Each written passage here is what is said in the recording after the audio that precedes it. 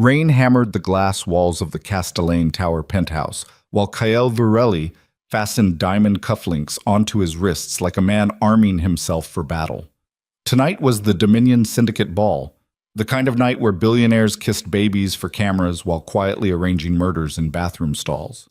He adjusted his black tuxedo in the mirror, admiring the sharp angles of his own jaw, believing with absolute certainty that the city belonged to him.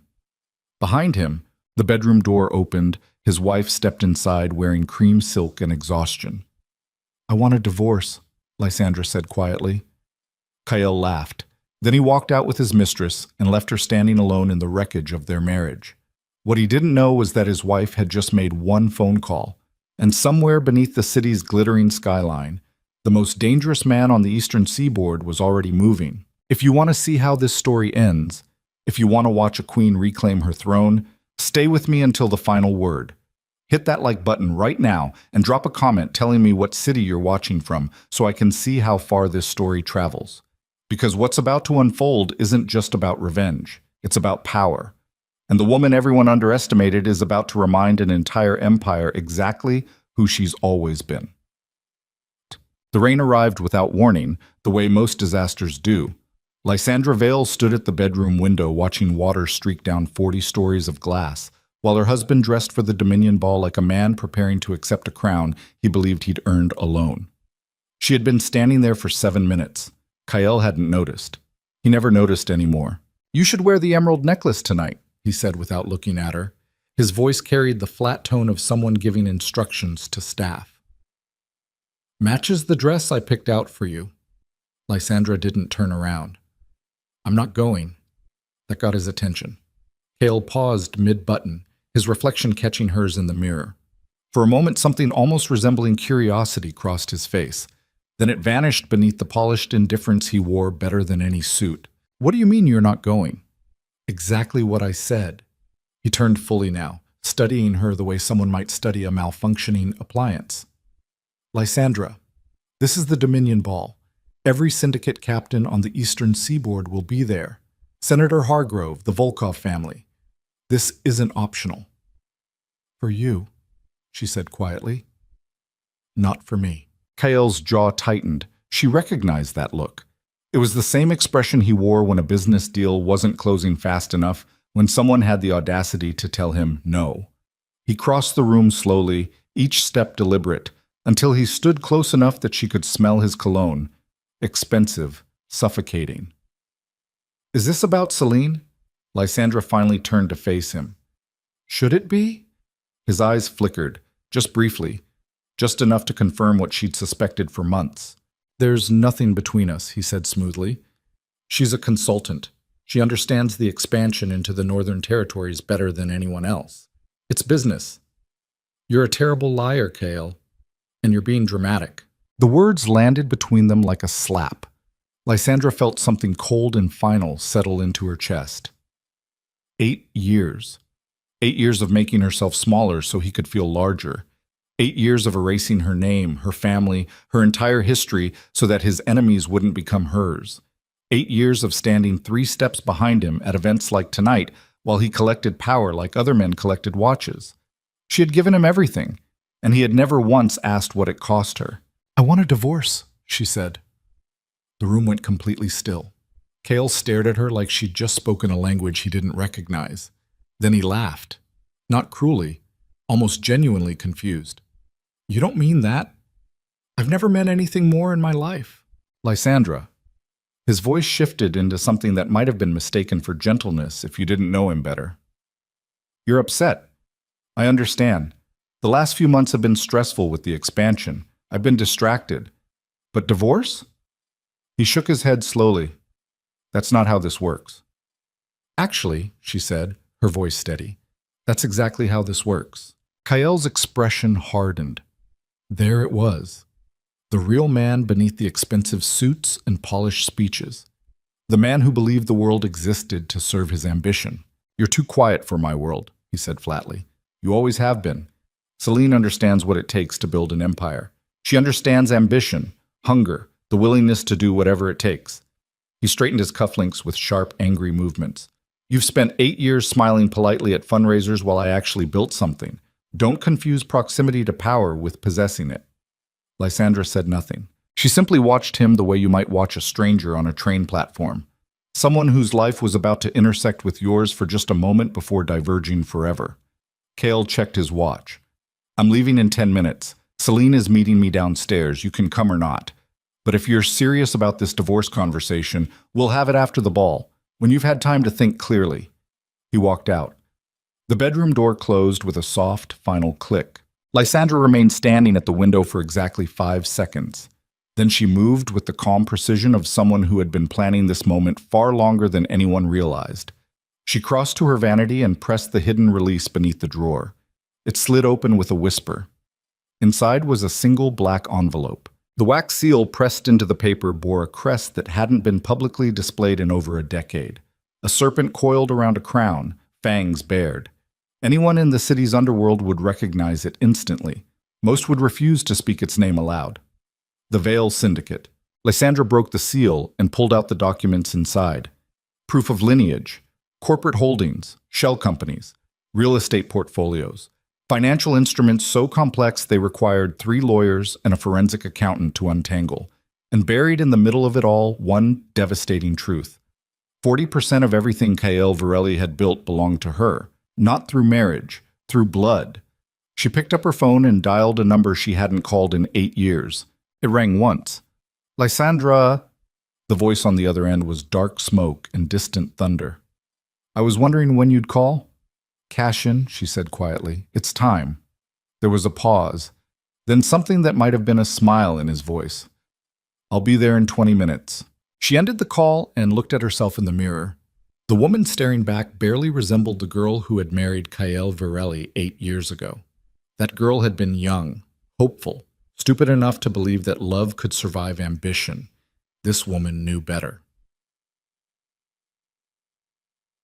40 stories below, Cale Varelli climbed into the back of a black Mercedes while Celine Marrow slid in beside him, wearing a dress that cost more than most people's cars. She was beautiful in the calculated way of women who understood that beauty was currency. Sharp cheekbones, ice blue eyes, a smile that promised danger if you were stupid enough to get close. Where's your wife? She asked, already knowing the answer. Not coming. Cale didn't elaborate. Celine's smile widened slightly. Shame. I was looking forward to meeting her. No, you weren't. You're right. She leaned back against the leather seat, studying him with the kind of focus that made weaker men uncomfortable. I was looking forward to her seeing us together. There's a difference. Cale said nothing. The car pulled into traffic, rain hammering the roof like bullets. He stared out the window at the city sliding past.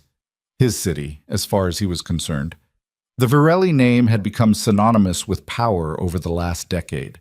From shipping ports to political campaigns to the kind of backroom deals that kept entire industries running, Cale had built an empire that made other men nervous. And he'd done it all himself, or so he believed. You're thinking about her, Celine observed. I'm thinking about the Volkov negotiation, Cale lied. Dmitri's been stalling on the northern expansion for 3 months. Tonight I need him to commit. He will. Celine's voice carried absolute certainty. Men like Dmitri respect strength. You walk into that ballroom with me instead of your invisible wife, and he'll see exactly what kind of man you are. Cale glanced at her. What kind is that? The kind who takes what he wants.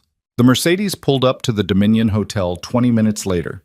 Camera flashes erupted like lightning as Cale stepped out onto the red carpet with Celine on his arm. Reporters shouted questions, photographers angled for better shots. Security kept the crowds back while Cale moved through it all with the easy confidence of someone who had been famous long enough to forget what anonymity felt like.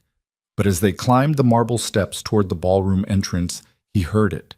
The whispers. Where's Lysandra? She never misses this event. Who is that woman with him?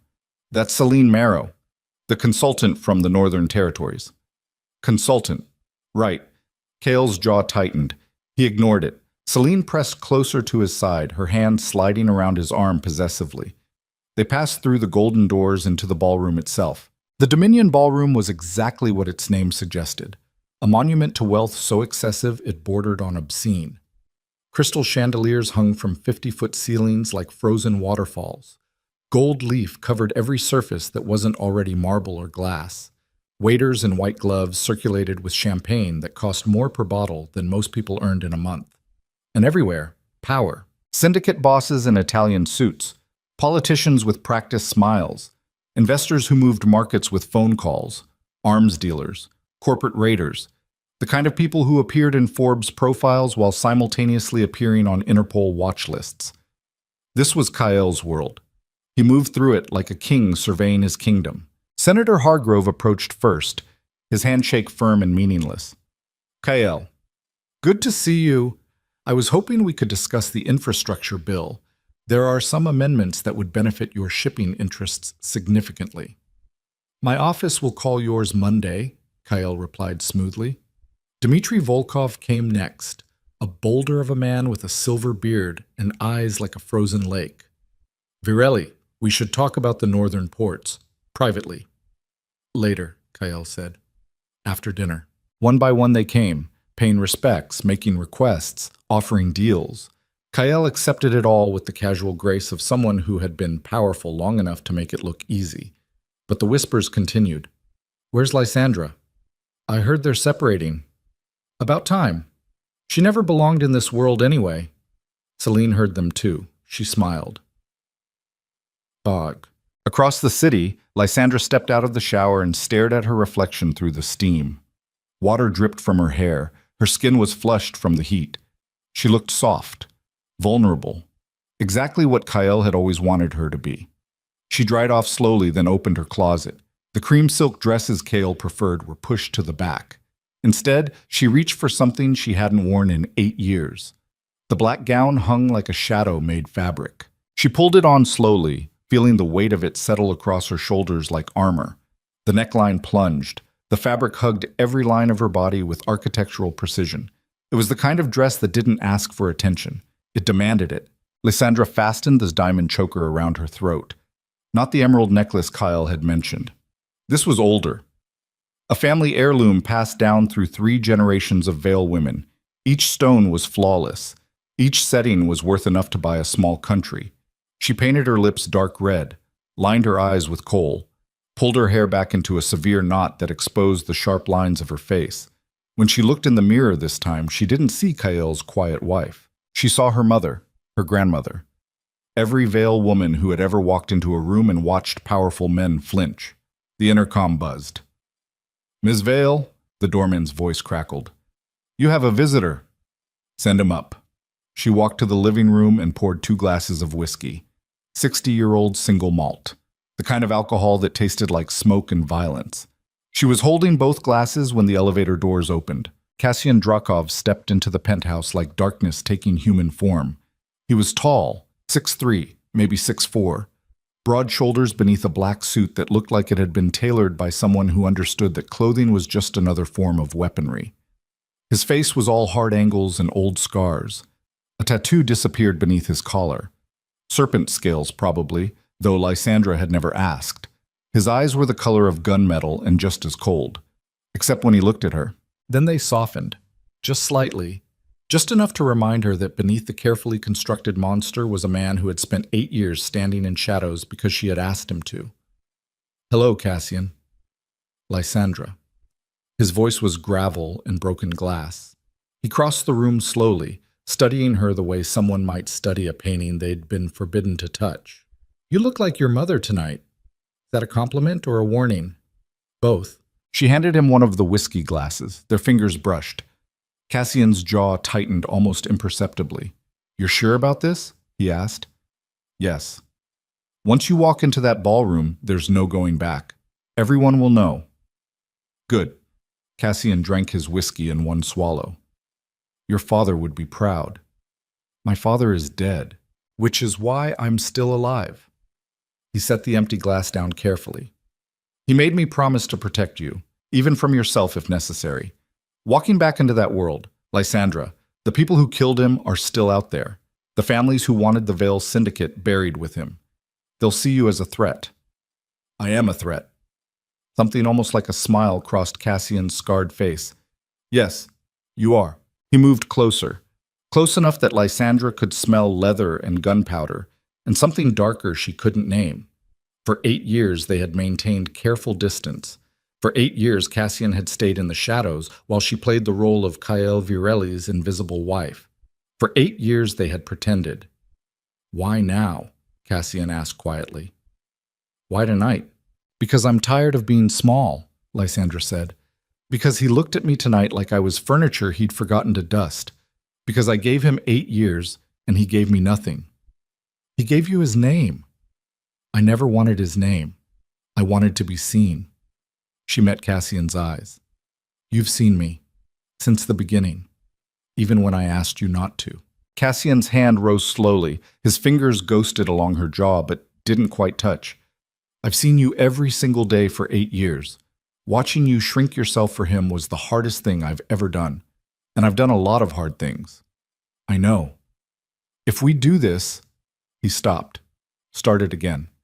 "If you take back what's yours tonight, it won't just destroy Kael. It'll drag you back into the world you left. Blood, violence, the kind of decisions that don't leave you clean." "I was never clean," Lysandra said. "I was just pretending." Cassian's thumb traced her cheekbone. "I've waited a long time to hear you say that." "How long?"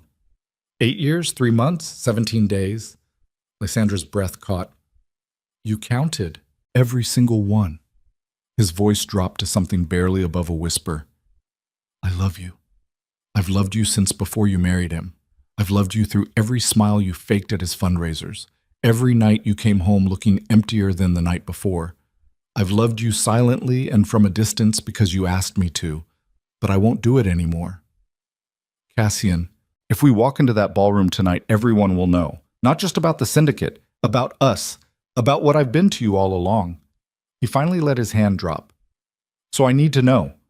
Are you doing this for revenge, or are you doing this because you're finally ready to stop hiding?" Lysandra looked at him for a long moment. This man who had been her father's enforcer, her family's weapon, the person who had protected her from the shadows while she played at being normal, the person who had loved her when loving her was the most dangerous thing he could possibly do. "Both," she said finally. Cassian's smile was sharp and terrible and beautiful. "Good. Then let's go remind your husband exactly who he married." Walk. They arrived at the Dominion Hotel at 9:47 p.m. The red carpet was mostly empty now. The photographers had packed up their cameras, the crowds had dispersed, but the doorman stood straighter when the black Bentley pulled up. One of them actually went pale. Cassian stepped out first. Then he offered his hand to Lysandra. She took it. The moment her heels touched red carpet, something shifted in the air. The doormen exchanged glances. One of them spoke urgently into his radio. Lysandra could hear the panic in his voice even from 15 feet away. "Sir, you need to tell Mr. Virelli. Tell him right now. She's here." They climbed the marble steps together. Cassian moved like violence wearing a suit. Lysandra moved like a woman who had finally stopped apologizing for taking up space. The golden doors swung open. The ballroom noise hit them first. Conversation. Laughter. The clink of champagne glasses. But as they crossed the threshold, something happened. The conversation slowed, then stopped. One by one, heads turned. Lysandra felt the weight of 300 people staring at her simultaneously. She met their eyes. Didn't smile. Didn't flinch. Just walked. The crowd parted. Not because anyone asked them to, because power had just entered the room and everyone could feel it. At the far end of this ballroom, Kael Virelli stood beside Dmitry Volkov and Senator Hargrove, mid-negotiation. Celine was laughing at something the senator had said. Then she saw Lysandra. Her laugh died. Kael turned slowly. His eyes found Lysandra across 200 feet of marble floor. For a moment, just one moment, she saw recognition in his face, then confusion, then something that might have been fear. Then he saw Cassian beside her. The blood drained from Kael's face so fast Lysandra thought he might actually collapse. Dmitry Volkov's expression shifted from polite interest to something approaching shock. "Is that—" "Yes," someone nearby whispered. "That's Lysandra Vale." The name rippled through the ballroom like a stone dropped in still water. Lysandra Vale, not Virelli, Vale. And suddenly everyone understood. Senator Hargrove's practiced smile vanished. He took an involuntary step backward. Celine's confidence cracked like glass. Even Dmitry Volkov, a man who had survived 3 assassination attempts and a hostile takeover by the Russian mob, looked genuinely unsettled, because everyone in that room knew the Veil Syndicate, and everyone knew what it meant that Lysandra had just walked in beside Cassian Drakov. Kael recovered first. He always did. He straightened his shoulders and started across the ballroom toward her with the forced confidence of a man trying to convince himself he was still in control. He made it exactly 12 feet before someone stepped into his path. Marcus Chen, steel magnate, syndicate affiliate, the kind of man who moved hundreds of millions in untraceable currency before breakfast. Kael, Marcus said carefully, perhaps now isn't the time. Get out of my way. I'm trying to help you. I don't need help dealing with my wife. Marcus's expression was pure pity. That's not your wife anymore. That's Lysandra Vale, and if you're smart, you'll let her come to you. But Kael had never been smart, not when his pride was involved. He pushed past Marcus and continued across the ballroom. Lysandra watched him approach with the calm detachment of someone watching a stranger walk toward a cliff edge in the dark. Cassian didn't move, didn't tense, didn't even shift his weight, but something about his stillness was more threatening than any aggressive posture could have been. Kael stopped 3 feet away. Up close, Lysandra could see the cracks in his composure, the sweat beading at his hairline, the way his hands were clenched into fists at his sides. He opened his mouth, closed it, opened it again. What the hell are you doing? He finally managed. Attending the ball, Lysandra said calmly. You said it wasn't optional. Kael's eyes darted to Cassian. Who is this? Cassian's smile was all teeth. You don't know me, Varelli? I'm hurt. Should I? Yes. The word was soft, dangerous. You should. Realization dawned slowly across Kael's face. You're Cassian Drakov. There it is. Kael looked at Lysandra, then at Cassian, then back at Lysandra. His mind was racing. She could practically see him trying to piece it together. Why was his wife here with one of the most feared operators on the eastern seaboard? Why was Cassian looking at her like she was something precious? Why was everyone in the ballroom suddenly treating her like... Oh, Kael breathed. Oh no. Lysandra said nothing. She simply reached into her clutch and pulled out a folded piece of paper. Kael stared at it like it was a snake. What is that? Open it. Lysandra.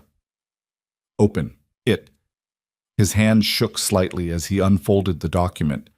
Lysandra watched his eyes track across the text, watched his expression move through denial, confusion, disbelief, understanding, horror.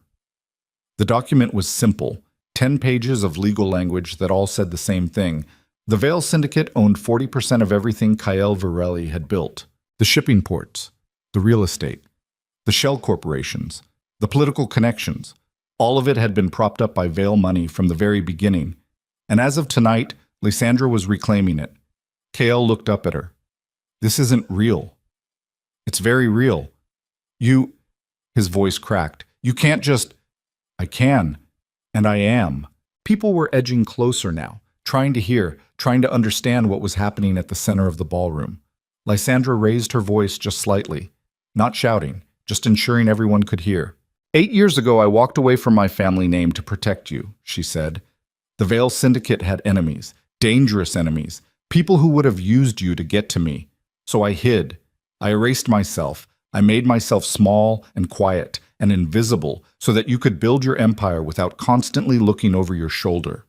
Kael's hands were shaking. Lysandra, please. I gave you everything, she continued. My connections, my money, my silence. And you never even asked why your deals closed so easily. Why doors opened for you that stayed closed for everyone else. Why dangerous men treated you with respect you hadn't earned yet. Someone in the crowd gasped softly. It was me, Lysandra said. It was always me. And you never even noticed. Kael's face had gone gray. Around them, the ballroom had gone completely silent. 300 people watching a king realize he'd never actually worn a crown. So here's what happens now, Lysandra said quietly. You're going to sign the divorce papers my lawyers will deliver tomorrow morning. You're going to transfer back the 40% of your empire that legally belongs to the Veil Syndicate, and you're going to do it quietly. And if I don't? Cassian spoke for the first time. Then we'll do it loudly. The threat hung in the air like smoke. Kyle looked around desperately. At Senator Hargrove, at Dmitry Volkov, at Marcus Chen, at all the powerful men he'd called allies for the last decade. Not one of them met his eyes. They had already chosen sides. And it wasn't his. Celine Marrow appeared at Kyle's elbow suddenly. She'd been watching from a distance but couldn't stay away anymore. Kyle, we should go. I'm not going anywhere. Yes, Celine said urgently. You are. Right now. But Kyle had spent too many years being powerful to recognize when power had shifted away from him. He reached out and grabbed Lysandra's wrist. Not hard, but firm enough to make his point. You don't get to just walk away from... Cassian moved. Not loudly, not dramatically. He simply stepped between them with the fluid grace of someone who had ended lives with his bare hands and lost exactly 0 sleep over it. Kyle released Lysandra's wrist like it had burned him. Cassian didn't touch him, didn't threaten him, didn't even raise his voice. He just stood there, radiating the kind of danger that made survival instincts scream warnings. She asked you nicely, Cassian said softly. I won't. Kyle stumbled backward. Lysandra looked at the man she had married 8 years ago. The man she had made herself smaller for. The man who had never once looked at her and truly seen her. Goodbye, Kyle, she said. Then she turned and walked toward the ballroom exit with Cassian at her side. Behind her, she heard it start. The whispers. Did you know? The Veil Syndicate. I thought they were finished. Apparently not. She played him for 8 years. Varelli's finished. You can't recover from this. Lysandra didn't look back. She walked through the golden doors and down the marble steps into the rain-soaked night, while behind her, inside the ballroom, Kyle Varelli stood alone in front of 300 people and felt his empire crack apart beneath his feet. The black Bentley was waiting. Cassian opened the door for her. Lysandra slid into the back seat. He climbed in beside her and the car pulled away from the Dominion Hotel, while camera flashes erupted from the few photographers still lingering. They'd have their story by morning. The city slid past outside the windows. Rain, lights, people living lives that had nothing to do with syndicate politics and power plays. For 8 years, Lysandra had tried to be one of them. Normal, quiet, safe. It had nearly killed her. Cassian reached across the seat and took her hand carefully, like something precious that had finally been returned where it belonged. How do you feel? He asked. Lysandra thought about it, really thought about it. Powerful, she said finally. Cassian smiled. Good. Because tomorrow, the real work starts. What real work? Taking back everything that's yours. He squeezed her hand gently. The Veil Syndicate has been operating in the shadows for a decade. Your father's lieutenants have been waiting. Your family's holdings have been dormant. And you, Lysandra Veil, have been invisible for far too long. She looked at him. You're asking me to take over. I'm asking you to stop pretending you're not already in charge. The car turned onto a private road that led toward the harbor district, toward the old Veil estate, toward the house Lysandra hadn't entered since her father's funeral. They're waiting, Cassian said quietly. Everyone who served your father, everyone who's been loyal to the Veil name, they've waited 10 years for the daughter to return, for the heir to claim what's hers. He met her eyes.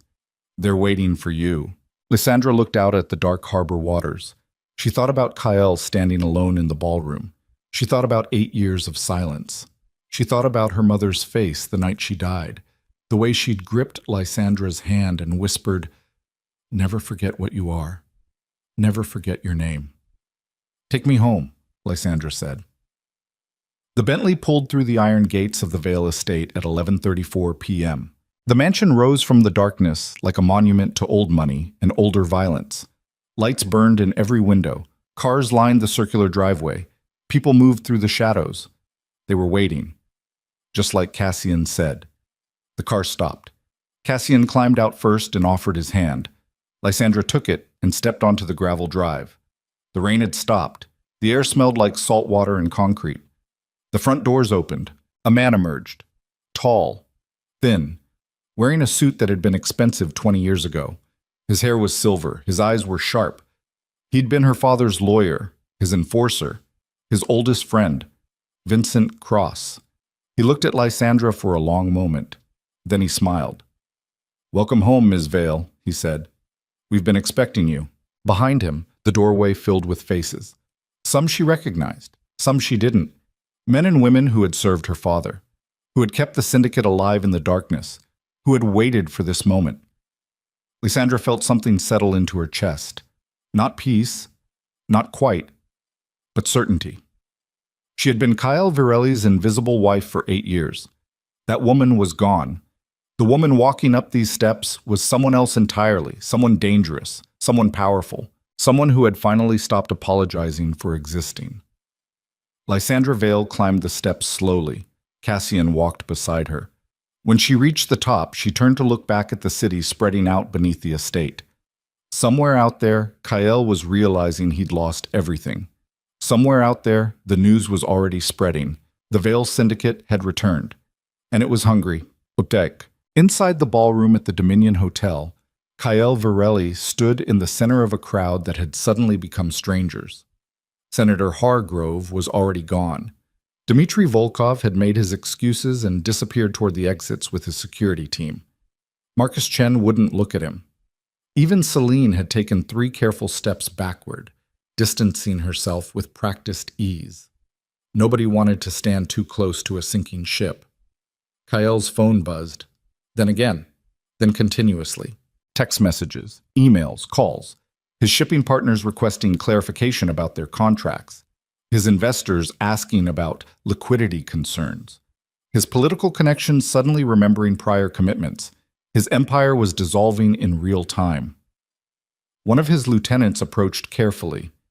"Sir, we should go." "I'm not leaving." "Sir, I said I'm not leaving." But even as he said it, Kyle could feel the ballroom emptying around him. People were already moving toward the exits. Not running, not panicking, just leaving. Conversations were happening in hushed tones. Alliances were being quietly renegotiated. The power structure of the entire eastern seaboard was shifting on its axis. And Kyle Virelli was on the wrong side of it. He looked down at the document still clutched in his hand. The proof. The undeniable truth. Lysandra Vale owned him. She'd always owned him, and he'd been too blind to see it. Celine touched his arm lightly. "We need to go, Kyle. Right now, before this gets worse." "How could it possibly get worse?" She didn't answer. She just looked at him with something that might have been pity if she'd been capable of actual human emotion. Kyle let her guide him toward the exit. Behind them, the Dominion ballroom continued emptying. By midnight, it would be deserted. By morning, the story would be everywhere. By the end of the week, the name Kyle Virelli would be a footnote, and Lysandra Vale would be the only name that mattered. Outside the hotel, rain had started again. Kyle stood beneath the awning watching his car pull up while camera flashes erupted around him. Reporters shouting questions he couldn't hear over the ringing in his ears. His phone buzzed again, and again, and again. Each vibration another crack in the foundation of everything he'd built. He climbed into the back seat. Celine didn't follow. "I'll call you," she said. She wouldn't. The car pulled away from the curb and Kyle Virelli disappeared into the rain-soaked night, while behind him, his empire crumbled to dust. The Vale estate smelled like old wood and older secrets. Lysandra stood in the main hall while rain hammered the windows, and men who had served her father watched her with expressions ranging from hope to skepticism to something that looked almost like hunger. The chandelier overhead cast fractured light across marble floors her mother had walked across 20 years ago. Everything felt too large, too heavy, like stepping into a museum dedicated to a version of herself she'd tried to forget. Vincent Cross closed the double doors behind her with a sound like a coffin lid dropping. "The family room," he said. "Everyone's waiting." Cassian touched her elbow lightly. "You don't have to do this tonight." "Yes, I do." They moved through hallways lined with portraits of dead Vale ancestors. Her great-grandfather staring down with eyes like gun barrels. Her grandmother wearing pearls and judgment in equal measure. Her father in the center of it all, painted the year before someone put 3 bullets in his chest and left him bleeding out on the dock behind this very house. Lysandra had been 19 when it happened. She'd spent the last 10 years trying to pretend it hadn't destroyed her. The family room was exactly as she remembered it.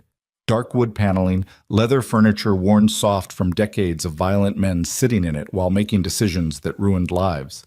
A bar cart in the corner stocked with whiskey that cost more than surgeries. Floor-to-ceiling windows overlooking the harbor where her father had died. 15 people stood when she entered. Some she recognized. Marcus Lau, her father's head of security.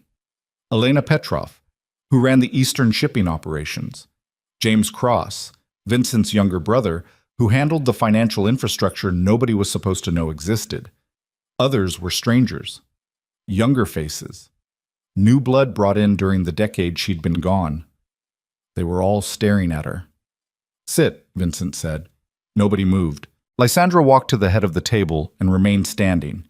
Cassian took position behind her right shoulder like a shadow with a pulse. The silence stretched until it became uncomfortable. Finally, Elena spoke. "You look like your mother." "I know." She wouldn't have hidden for 10 years. The words landed like a punch. Lysandra felt Cassian tense behind her, but she raised one hand slightly, stood down. This was her fight. "You're right," Lysandra said calmly. She wouldn't have. But she also wouldn't have made it to 30 if she'd married someone outside the family.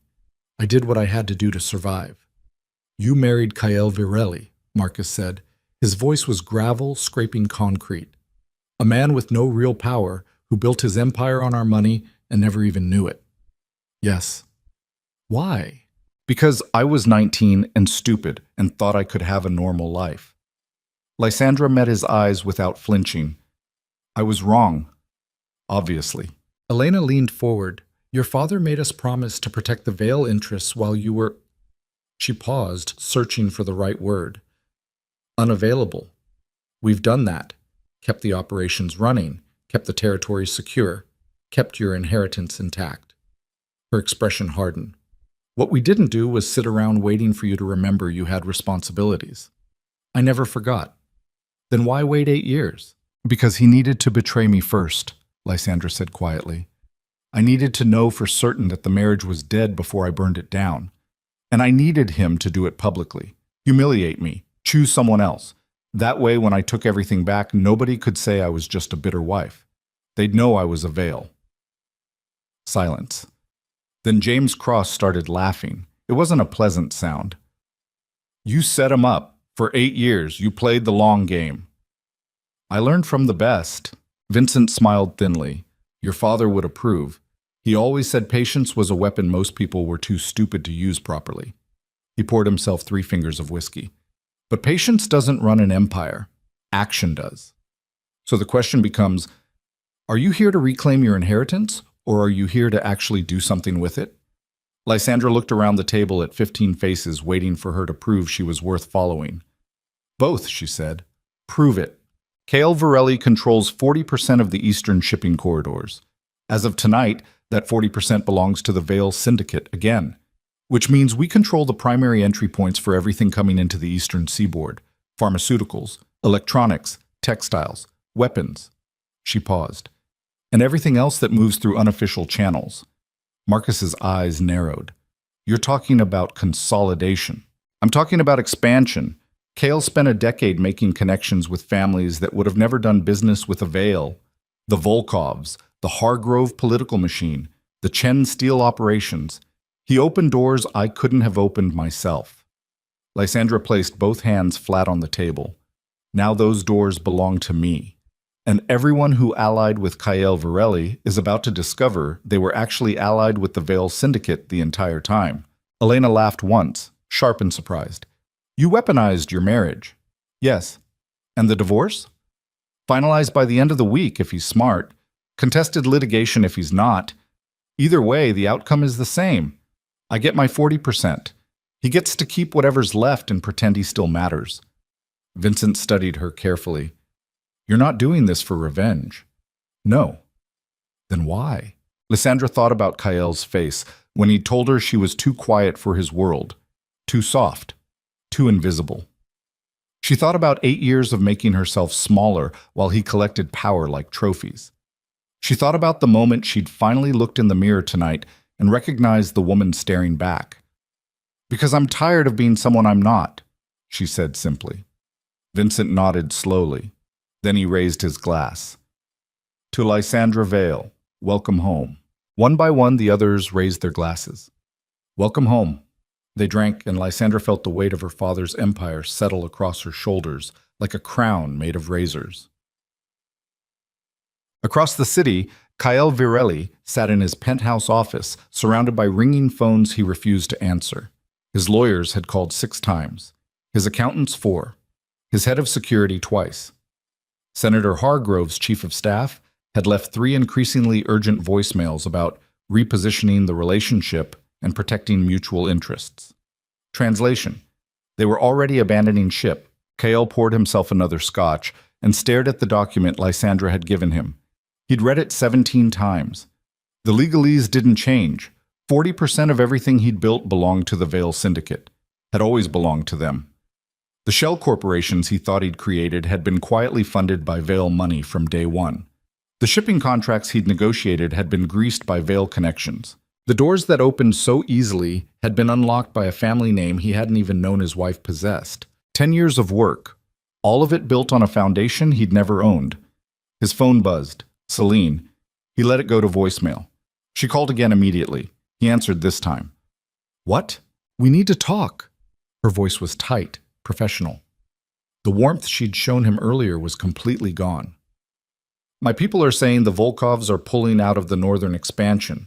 Dmitri won't return calls. The senator's office is being cagey. And Marcus Chen's assistant said he's reconsidering his position on joint ventures." "I know." "So what's the plan?" Kale laughed bitterly. "The plan? Celine, there is no plan. My wife—" He stopped. "My ex-wife owns 40% of everything I've spent a decade building. Every ally I have is about to become her ally. Every door that was open to me is about to close. What exactly would you like me to plan?"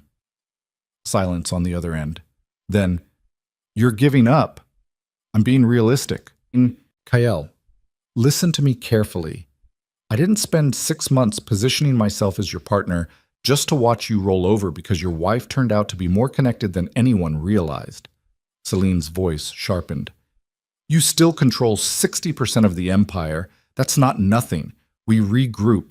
We consolidate what we have. There is no we." "Excuse me? You heard me. There's no we. There never was. You wanted access to my connections and I wanted—" He stopped. What had he wanted? Validation? Someone who made him feel powerful? Someone who wasn't Lysandra with her quiet disappointment and careful distance? "I see." Celine's voice went flat. "So I'm being dismissed."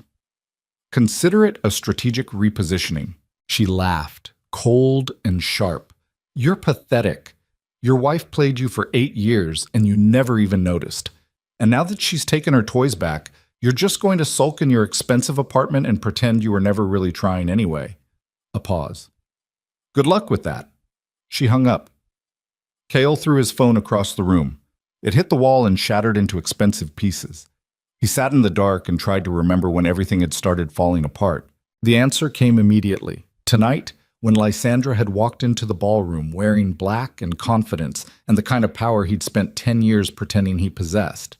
No. Earlier than that. 8 years ago, when he'd married a woman named Lysandra Vale and convinced himself the last name didn't matter. His office door opened without warning. Richard Kane stepped inside. Kael's head of security. Former military. The kind of man who made problems disappear with frightening efficiency. "We need to talk," Richard said. "Join the club." Richard closed the door carefully. "I just got a call from Marcus Lau." Kyle looked up. "Who?" "Marcus Lau, head of security for the Vale Syndicate." Something cold slid down Kyle's spine. "What did he want?" "To inform me that you have 48 hours to vacate any properties that were purchased using Vale funding. That includes this penthouse, the summer house in the Hamptons, the office building downtown, and approximately 60% of your primary residence." Kale stood slowly. "He can't do that." "Actually, he can. The deeds are complicated. Shell corporations layered on shell corporations. But if you dig deep enough, they all lead back to Vale Holdings. Your wife has been very patient, very thorough. Richard's expression didn't change. And very smart. How long have you known? About the Vale connection? About 6 months. After you started seeing Celine Marrow more publicly, I did some digging, wanted to make sure there weren't any skeletons that could come back to haunt you. Richard pulled out a file folder and dropped it on the desk. Turns out the skeletons were attached to your wife the entire time. Cale opened the folder slowly. Inside were photographs, surveillance logs, financial records, a complete dossier on Lysandra Vale and the family she'd kept hidden for a decade. There was her father, Jonah Vale, shot 3 times outside the Harbor warehouse in 2016, suspected of controlling everything from drug trafficking to political corruption to contract killings. Never convicted, too smart, too connected, too dangerous. There was her mother, Catherine Vale. Died in a car accident that definitely wasn't an accident. Rumors said it was retribution from a rival family. Other rumors said Jonah had arranged it himself when she'd tried to leave. There were financial documents showing the Vale syndicate's reach. Shipping, real estate, construction, political campaigns. Everything legitimate on the surface. Everything corrupt underneath. And there, in the center of it all, was Lysandra, the sole surviving heir. The daughter who had disappeared 10 years ago and spent the last decade pretending to be someone else. Cale looked up at Richard. You knew for 6 months, and you didn't tell me. I tried.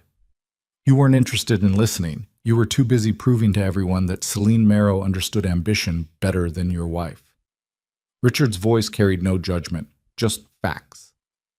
I told you surveillance showed your wife meeting with Cassian Drakov multiple times. You said she was probably having an affair, and to leave it alone. I told you some of your shell corporations had unusual funding sources.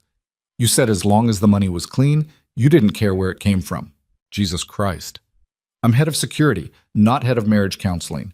My job was to inform you of potential threats. Your job was to take them seriously. Richard picked up the folder. Consider this my resignation. Marcus Lau made it very clear that anyone currently in your employ has 24 hours to choose a side. I've chosen mine. You're going to work for Lysandra. I'm going to work for the Vale Syndicate. There's a difference. Richard paused at the door. For what it's worth, I liked your wife. She was always polite, always remembered my daughter's name, asked about her college applications. That's more than you ever did. He walked out. Cale stood alone in his office, listening to phones ring with calls he wouldn't answer from people who didn't matter anymore. Outside the windows, the city glittered with lights that suddenly felt very far away. That's somebody. At the Vale estate, Lysandra was learning exactly how much work running a criminal empire actually required. The family room had transformed into something resembling a war room.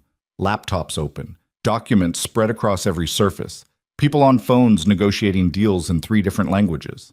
Elena was coordinating shipping routes. James was restructuring the financial architecture to route everything through Lysandra's control. Marcus was dealing with the security implications of the sudden power shift. And Vincent was methodically destroying what remained of Kyle Varelli's empire with the efficiency of a man who had been waiting 10 years to do exactly this. The Volkovs confirmed, he said, hanging up his phone. They're formally requesting a meeting with you next week to discuss the Northern Territories. Dmitry wants to renegotiate the terms Kyle offered, says he's willing to be significantly more generous now that he knows who he's actually doing business with. Lysandra nodded. She was exhausted. The adrenaline from the ballroom confrontation had faded hours ago, leaving behind the kind of bone-deep weariness that came from pretending to be strong when you felt like shattering. Cassian appeared beside her with coffee. Black. No sugar. Exactly how she'd always taken it. You need to sleep, he said quietly. I need to finish this. Lysandra, see? I need to finish this. He studied her for a moment. Then he turned to the room. Everyone out.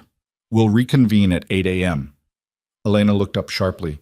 We're in the middle of 8 a.m., Cassian repeated. His voice didn't rise, didn't need to. Out. One by one, they filed out. Vincent went last, pausing at the door. He's right. You look like you're about to collapse, and we need you functional more than we need you heroic. The door closed. Lysandra and Cassian were alone for the first time since they'd left the ballroom. The silence felt enormous. "I'm scared," Lysandra said finally. Cassian set his coffee down carefully. "Of what?" "All of it. Becoming my father. Becoming my mother. Turning into the kind of person who makes decisions that get people killed." She looked at him. "I walked away from this world for a reason, Cassian. It destroys everything it touches." "So why come back?" "Because being destroyed slowly by invisibility was worse." She laughed, but it sounded broken. "At least this way I'm visible while I'm being destroyed."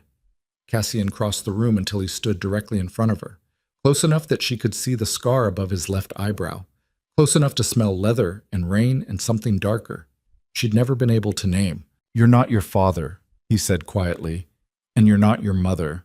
You're Lysandra Vale, and you get to decide what that means." "What if I decide it means something terrible? Then I'll still be standing here." His hand came up slowly and cupped her face with a gentleness that seemed impossible from someone so dangerous. "I've loved you since before you knew what love cost. I've loved you through marriage to someone else. Through 8 years of watching you pretend to be someone smaller than you are. I'll love you through whatever comes next, even if it's terrible." Lysandra's breath caught. "Cassian, but I need you to understand something." His thumb traced her cheekbone. "If you do this, if you take over the syndicate, there's no walking away again. The families that killed your father are still out there. The enemies he made are now your enemies, and they will come for you eventually." "I know." "And you're still doing this?" "Yes." "Why?" She thought about Kael's face when he'd told her she was too invisible for his world. She thought about 8 years of shrinking. She thought about the woman in the mirror tonight who had finally looked familiar. "Because I'd rather die visible than live invisible," she said simply. Cassian smiled, sad and proud and terrified all at once. "Then we'd better make sure you don't die at all." He kissed her, not carefully, not tentatively, like a man who had been waiting 8 years for permission and had finally stopped asking for it. Lysandra kissed him back with the desperate hunger of someone who had been pretending not to want something for so long she'd almost convinced herself it was true. When they finally broke apart, they were both breathing hard. "We shouldn't," Lysandra started. "Probably not. The divorce isn't even... I don't care." "Cassian, I have waited 8 years, he said roughly. "I have stood in shadows and watched you smile at a man who didn't deserve you and kept my mouth shut because you asked me to. I'm done waiting. I'm done pretending. Either you want this or you don't. But I need to know now." Lysandra looked at him. This man who had protected her when protection meant staying invisible. This man who had loved her silently while she belonged to someone else. This man who was offering her something Kael had never managed to give her in 8 years of marriage. Truth. "I want this," she whispered. Cassian's smile was fierce and beautiful and terrifying. "Good, because I'm not letting you go again." He kissed her again, and this time Lysandra let herself fall into it completely. Let herself forget about empires and vengeance and all the terrible decisions waiting for her in the morning. Let herself just be Lysandra and Cassian instead of the heir and the enforcer, just for tonight. Tomorrow she would become whoever she needed to become to survive this world.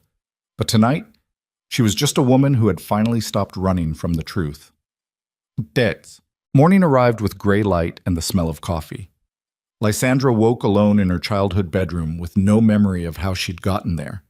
The last thing she remembered was Cassian's hands in her hair and the feeling of finally being seen completely by someone who knew every terrible truth about her family and loved her anyway. She showered, dressed in black pants and a white silk shirt that looked professional and felt like armor. Pulled her hair back severely. No makeup except dark lips. When she walked downstairs, the family room was already full. Vincent, Elena, Marcus, James, 6 others whose names she was still learning. They looked up when she entered and something in the room shifted. Yesterday they had been skeptical. Today they looked almost eager. Word had spread overnight. The Vale heir had returned, and she wasn't leaving. "Status," Lysandra said, taking her seat at the head of the table. Vincent smiled. Kael Varelli's lawyers called at 6 a.m. requesting a meeting. They want to negotiate the terms of the separation. Tell them no. No, they don't negotiate. We dictate. 40% transfers to Vail Holdings by end of business Friday. Divorce papers signed by Monday. No press, no drama, no attempts to retain control through legal maneuvering. Lysandra's voice was calm, flat. If they don't agree, we move to hostile takeover and make this as public and humiliating as possible. Elena was grinning. I like her. The Volkovs want a meeting next Tuesday, James added. Dmitri specifically requested you attend personally. Accepted. Tell him I'm bringing Cassian. Marcus looked up from his laptop. We've got a problem. The Chen family is making noise. Marcus Chen called this morning, says he wants to discuss protecting mutual interests before any ownership transfers happen. Lysandra's eyes narrowed.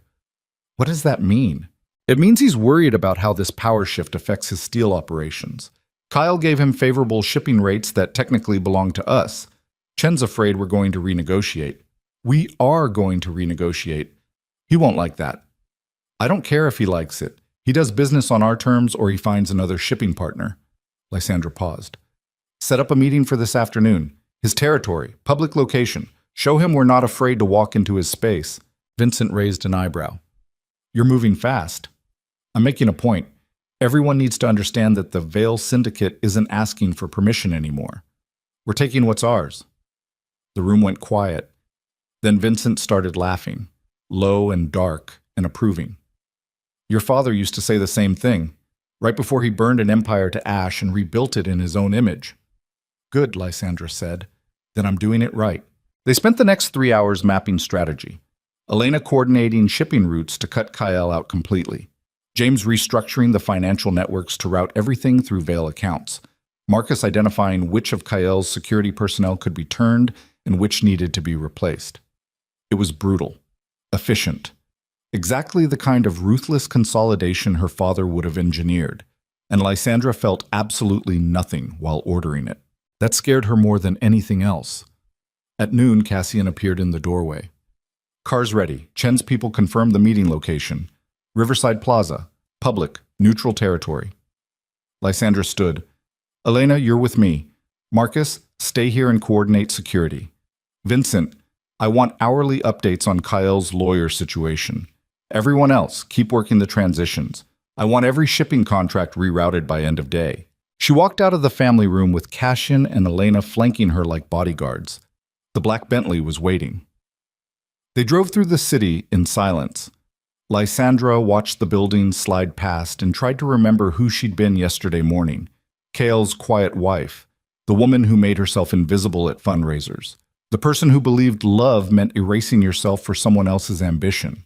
That woman felt like someone she'd read about in a book, not someone she'd actually been. The Riverside Plaza was exactly what its name suggested, a high-end shopping district built along the waterfront where people with too much money bought things they didn't need. The car pulled up in front of Moretti's, an Italian restaurant that served food almost as expensive as the designer stores surrounding it. Marcus Chen was already waiting at an outdoor table wearing a suit that probably cost more than most cars. He stood when Lysandra approached. Ms. Vail, thank you for coming. Let's skip the pleasantries. Lysandra sat without waiting for him to offer. Elena took position behind her right shoulder. Cassian stood to the left. You're worried about shipping rates. Marcus blinked, then smiled thinly. Direct. I appreciate that. Yes, I'm worried about shipping rates. Kale gave me terms that made the steel operation viable. If those terms change significantly, they will change. Then we have a problem. No. Lysandra leaned forward slightly. You have a problem. I have options. There are 6 other steel operations that would love access to our eastern shipping corridors. You're not special. You're just convenient. Marcus's smile disappeared. I've been in business with the Varelli organization for 7 years. You've been in business with the Vail Syndicate for 7 years. You just didn't know it. And now that you do, you have a choice. Accept the new terms, or watch us route every single shipping container through someone else's operation while yours dies slowly from lack of access. That's you. Business, Lysandra finished. That's business. My father built this empire by understanding that loyalty is expensive and sentiment is worthless. Either you're profitable or you're not. Right now, you're barely profitable at the rates Kyle gave you. We'll be offering rates 30% higher. 30%? Marcus actually looked shocked. That will destroy my margins. Then improve your margins. Cut costs somewhere else? Find efficiencies. Or, Lysandra shrugged, find a different shipping partner. I hear the Volkovs are always looking for new steel suppliers. Marcus's jaw tightened. This is extortion. This is capitalism. I own 40% of the corridors. You need the corridors. I'm charging what the market will bear. She stood. You have until Friday to decide. After that, we move on to the next steel operation on our list. She walked away before he could respond. Elena caught up 3 steps later. That was cold. That was necessary. He's going to push back. Maybe try to find allies to leverage against us. Let him try. Lysandra climbed into the Bentley. Everyone needs to understand we're not negotiating anymore. We're dictating. Cassian slid in beside her. You sounded exactly like your father just now. Is that a problem? That depends. Do you want to become your father? Lysandra didn't answer. She didn't know how to. The car pulled away from Riverside Plaza and headed back toward the estate. Outside the windows, the city continued moving. People living normal lives, going to jobs, raising families, existing in a world where empires and syndicate politics were just background noise. Lysandra had tried living in that world for 8 years. It had nearly killed her. But this world, her father's world, would definitely kill her eventually. The only question was how long she could survive before it did. By nightfall, everything was moving too fast to control. Cale's lawyers had rejected the initial terms and proposed a counteroffer that was somehow even more insulting. Vincent was handling it with the kind of vicious efficiency that suggested he was enjoying himself far too much. Marcus Chen had made calls to 3 different families looking for support against the Vale overreach. All 3 families had declined. The Volkovs confirmed Tuesday's meeting and specifically requested Elena attend to discuss shipping logistics. And somewhere in the chaos, Lysandra's phone had started ringing with numbers she didn't recognize. She let them all go to voicemail. Except one. Celine Marrow. Lysandra stared at the name on her screen for 3 rings before answering. Ms. Vale. Celine's voice was smooth, professional. I was hoping we could talk. About what? About Kyle and what happens next. Lysandra walked out onto the terrace overlooking the harbor. The water was dark. The city lights reflected off the surface like scattered jewels. This was where her father had died. Right here. 3 bullets. The kind of professional hit that sent a message to everyone who thought they could challenge Vale territory. I have nothing to say to you, Lysandra said finally. I think you do. I think you're wondering whether I knew. Celine paused. Whether I was working with him or working against him. Whether I'm a threat or just collateral damage. Are you a threat? That depends entirely on what you do next. Lysandra's hand tightened on the phone.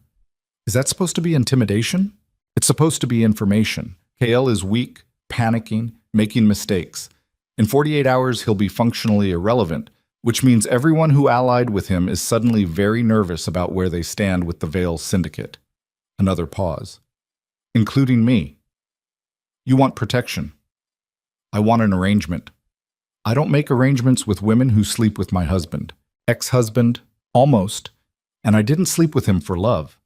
I slept with him because he had connections I needed. Just like you married him because you needed cover while you rebuilt your inheritance. Celine's voice sharpened. We're not that different, you and I. We both use men as tools. The difference is, I'm honest about it. Lysandra felt something cold settle into her chest. What do you want, Celine? A meeting. Tomorrow. Neutral location. Just us. No Cassian. No security. Just 2 women who understand that power isn't given. It's taken. Why would I agree to that? Because I have information about who killed your father, and I'm willing to trade it for safe passage out of this mess you've created. The world tilted slightly. Lysandra gripped the terrace railing hard enough that her knuckles went white. You're lying. I'm really not. Tomorrow, 2 p.m. The Harbor Cafe. Come alone or don't come at all. Celine hung up. Lysandra stood on the terrace staring at the dark water while her heart hammered against her ribs. Cassian appeared behind her. Who was that? Celine Marrow. His expression went deadly. What did she want? A meeting. Tomorrow. She says she has information about my father's death. It's a trap. Probably. Then you're not going. Lysandra turned to face him. Yes, I am. Lysandra, if there's even a chance she knows something. Her voice cracked slightly. My father's killers have been walking free for 10 years. The people who put 3 bullets in his chest and left him bleeding out right here, right on this terrace. If Celine knows who they are, then she's using that knowledge as leverage against you. Cassian's voice was hard, flat. This is basic manipulation. She dangles information you desperately want and uses it to position herself as valuable. You walk into that meeting and you give her exactly what she's looking for. Which is what? Proof that you're still the scared 19-year-old girl who ran away after her father died instead of the woman who runs an empire. The words hit like a slap. Lysandra felt something crack inside her chest. I'm going, she said quietly. Then I'm coming with you. She said alone. I don't care what she said. Cassian? No. He grabbed her shoulders, not roughly, but firmly enough that she couldn't look away. You want to know why I've spent 8 years protecting you? Why your father asked me to watch over you even though he knew I was in love with you? Because you're brilliant and terrifying and capable of anything. But you're also reckless when it comes to the people who hurt you. And Celine Marrow knows that. So what am I supposed to do? Ignore her? Yes. Exactly that. You let her stew in whatever information she claims to have. You make her come to you. You don't walk into traps just because someone waves your father's ghost in your face. Lysandra pulled away from him. My father died alone, betrayed by someone in his own organization. For 10 years, nobody has answered for that. Nobody has paid. If there's even a chance, then we investigate properly, with resources, with security, with an actual plan that doesn't involve you walking into an ambush because you're desperate for closure. I'm not desperate. Yes, you are, and so am I. I watched your father die that night. I was 3 minutes too late to stop it. I've spent 10 years trying to figure out who sold him out, and I'm no closer to an answer than I was the night it happened. Cassian's voice went rough. So don't talk to me about desperation. I understand it better than anyone, but I also understand that desperation gets you killed. They stared at each other in the dark while the harbor water lapped at the rocks below. Finally, Lysandra said, If I don't go, she'll disappear, and whatever she knows disappears with her. Then let it disappear.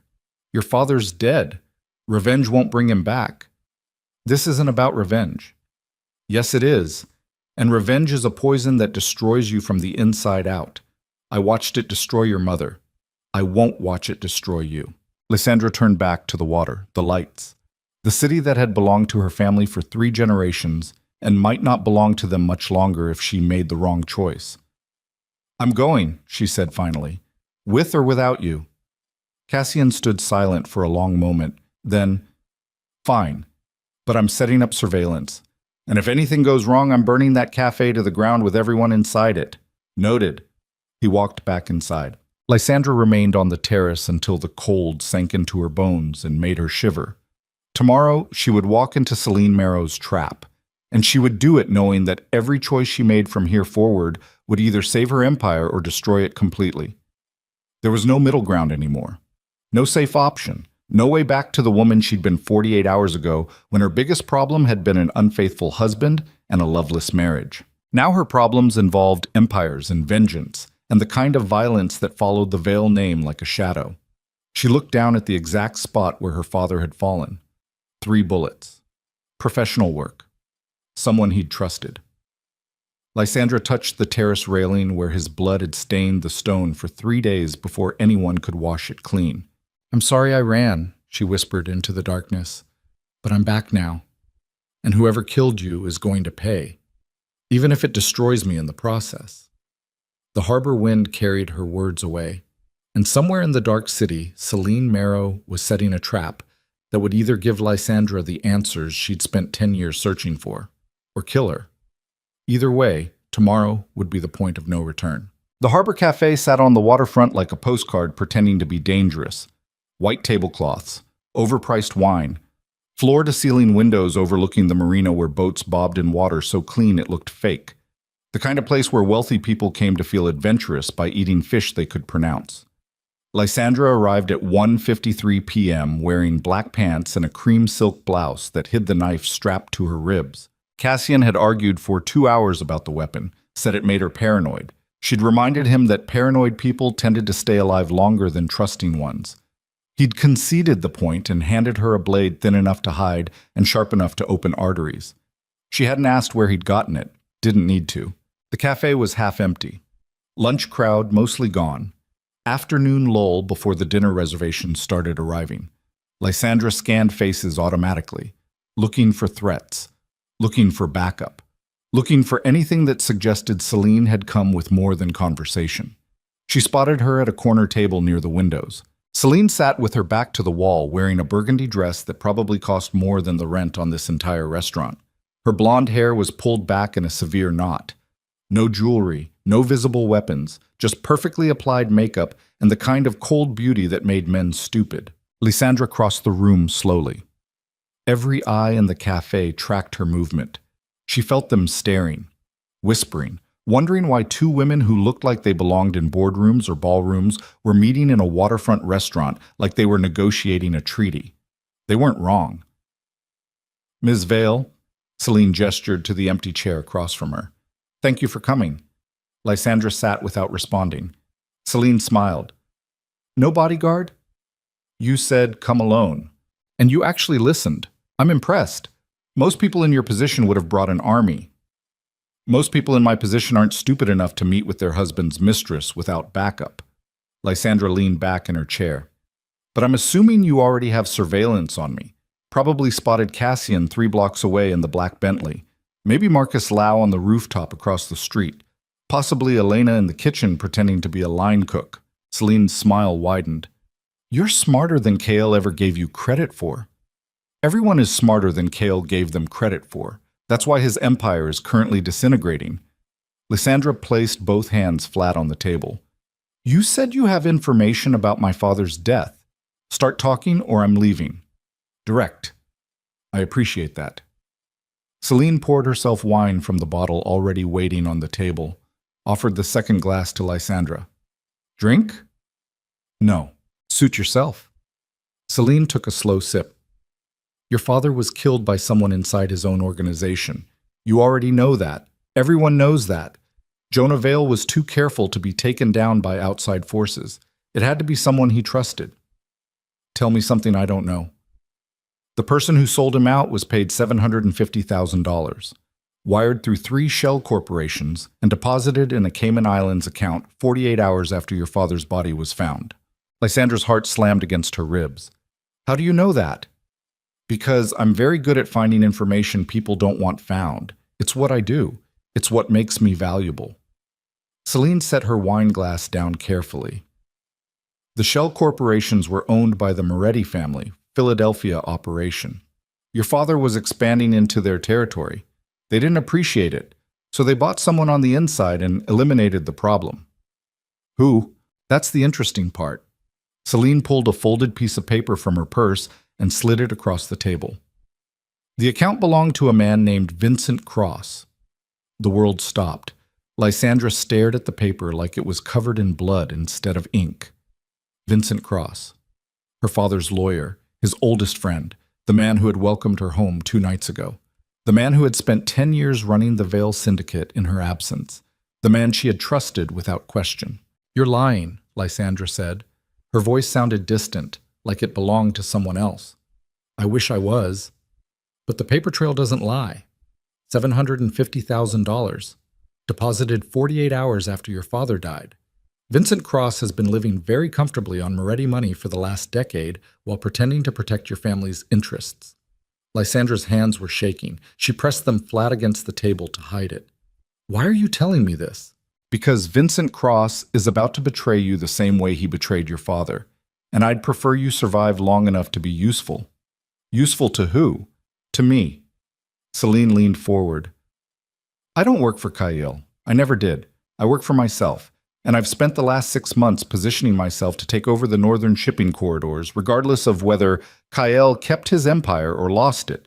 Your return was unexpected, but not necessarily unwelcome. You want an alliance. I want mutually beneficial cooperation. You have Vale connections. I have Northern Territory infrastructure. Together, we could control everything from Boston to Philadelphia. Separately, we're both vulnerable to families who don't want either of us in power. Lysandra's mind was racing. Vincent. Vincent had killed her father. Vincent had welcomed her home. Vincent had been sitting at the head of her strategy meetings for 2 days while planning. What? What had he been planning? You're asking me to trust you, Lysandra said slowly. After you slept with my husband. After you showed up at the Dominion Ball on his arm specifically to humiliate me. I'm asking you to be pragmatic. Your marriage was already dead. I was just the visible symptom. And if I hadn't pushed Kyle to publicly disrespect you, you might have spent another 8 years playing the invisible wife while he collected power you were too scared to claim yourself. Celine's eyes were cold, hard. I did you a favor. You're welcome. A favor. Yes, a favor. Now I'm doing you another one. Vincent Cross is planning to kill you, probably within the next 48 hours. The Morettis paid him once to eliminate a Vale heir. They'll pay him again. You need to move first or you won't survive the week. Lysandra stood abruptly. The chair scraped against the floor loud enough to make nearby diners flinch. I need proof. The financial records are proof.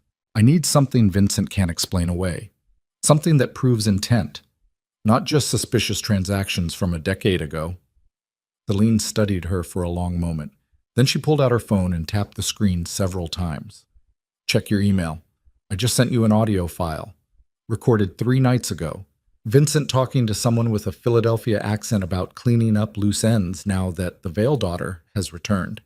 He doesn't use names, but the context is pretty clear. Lysandra's phone buzzed in her pocket. She didn't reach for it. Not yet. Not while Celine was watching. Why are you doing this? Lysandra asked quietly. Really? What do you get out of saving me? An ally who owes me. An insurance against the Morettis coming after me next. Vincent won't stop with you. Once he eliminates the last Vale heir, he'll consolidate power and cut out anyone he doesn't need, including consultants from the Northern Territories who got too close to his operation. You're scared. I'm practical, there's a difference. Celine stood and dropped cash on the table for the wine. You have a choice. Trust me and survive, or trust Vincent and die. I'd suggest making that choice quickly. She walked out without looking back. Lysandra stood alone at the table while her heart hammered and her hands shook and her mind tried to process information that felt like swallowing broken glass. Vincent. Vincent had killed her father. Vincent. She pulled out her phone with numb fingers and opened her email. The audio file was there. Subject line, insurance. She hit play. Vincent's voice filled her ear. Unmistakable. That gravelly tone she'd heard her entire life. Her father's closest friend. The man who used to give her chocolate when she scraped her knees as a child. Situation is contained for now, but the daughter is asking questions. Smart questions. If she keeps digging, she'll find the Cayman account eventually. Another voice, male, thick Philadelphia accent. So handle it. That's what we paid you for. Handling Jonah was easy. He trusted me. Lysandra is more careful. She has Drakov watching her back. And Drakov is not someone you eliminate quietly. Then eliminate her first. Make it look like the Volkovs or the Chens. Someone with motive. We'll provide the resources. A long pause. Then Vincent. It needs to be soon. Before she consolidates power. Before the other families commit. Right now, she's vulnerable. A week from now, she won't be. How soon? 48 hours. The audio cut off. Lysandra stood in the middle of the harbor cafe while the world tilted and her stomach tried to climb out of her throat. 48 hours. 2 days. Vincent was going to kill her in 2 days. She walked out of this cafe in a daze. The sunlight felt too bright. The air tasted like metal. Everything seemed distant and sharp at the same time. The black Bentley pulled up immediately. Cassian climbed out, looking murderous. What happened? Lysandra handed him her phone without speaking. He listened to the audio file twice. His expression went from concern to deadly somewhere during the second playthrough. "Vincent," he said flatly. "Yes." "Vincent killed your father." "Yes." "And now he's planning to kill you." "Yes." Cassian's hands clenched into fists. "Get in the car. Now." They drove in silence for 3 blocks before Lysandra finally spoke. "Did you know?" "No." "But you suspected." Cassian's jaw worked. "I suspected someone inside the organization. Vincent was on the list. But so were 8 other people who had access to your father's schedule that night. I couldn't prove anything. Still can't. Not definitively. Financial records from a decade ago and an audio recording where he never says your name aren't enough to bring to the other families. They'll demand more. Then we get more. How? By making him think he's won, by giving him an opportunity to move against me, and catching him in the act." Cassian turned to look at her. "You want to use yourself as bait. I want to end this. Vincent has spent 10 years pretending to protect my family while actively destroying it. He welcomed me home so he could kill me in the same house where my father died. I want him to pay for that." "Lysandra, don't." Her voice cracked slightly. "Don't tell me it's too dangerous. Don't tell me I'm being reckless. I know what I'm doing, and I know the cost, but I need this. I need to look Vincent in the eye and watch him realize I know, that I've always known, that he never fooled me for a second. Except he did fool you. He fooled both of us. For 10 years. The truth of that hit like a fist to the sternum. Lysandra looked out the window at the city sliding past. Her city. Her father's city. The city Vincent had helped steal from her family while pretending to protect it. "How do we do this?" she asked finally. Cassian was quiet for a long moment. "We tell Vincent you're meeting with the Morettis tomorrow night. Private location. Just you and Elena, to discuss northern expansion and negotiate peace. Vincent will know that if you make peace with the Morettis, his leverage disappears. He'll have to move fast, sloppy. And then? Then we set a trap. Let him think he's walking into an easy kill, and we end him before he ends you." "What about the others? Elena? Marcus? James? How many of them are working with Vincent?" "I don't know. But we can't trust any of them until this is over. It's just you and me now." Lysandra felt something cold and final settle into her chest. She had spent 2 days building alliances with people who had served her father, learning their names, earning their respect, trying to prove she deserved to lead the Vale Syndicate. And now she had to assume they were all complicit in her father's death until proven otherwise. The Bentley pulled up to the Vale estate. Everything looked the same as it had this morning. The iron gates, the circular driveway, the mansion rising from the darkness like a monument to old violence. But nothing felt the same. This wasn't her home. This was the place where Vincent Cross had been waiting to kill her since the moment she'd walked through the door. Lysandra climbed out of the car and walked up the steps with Cassian at her side.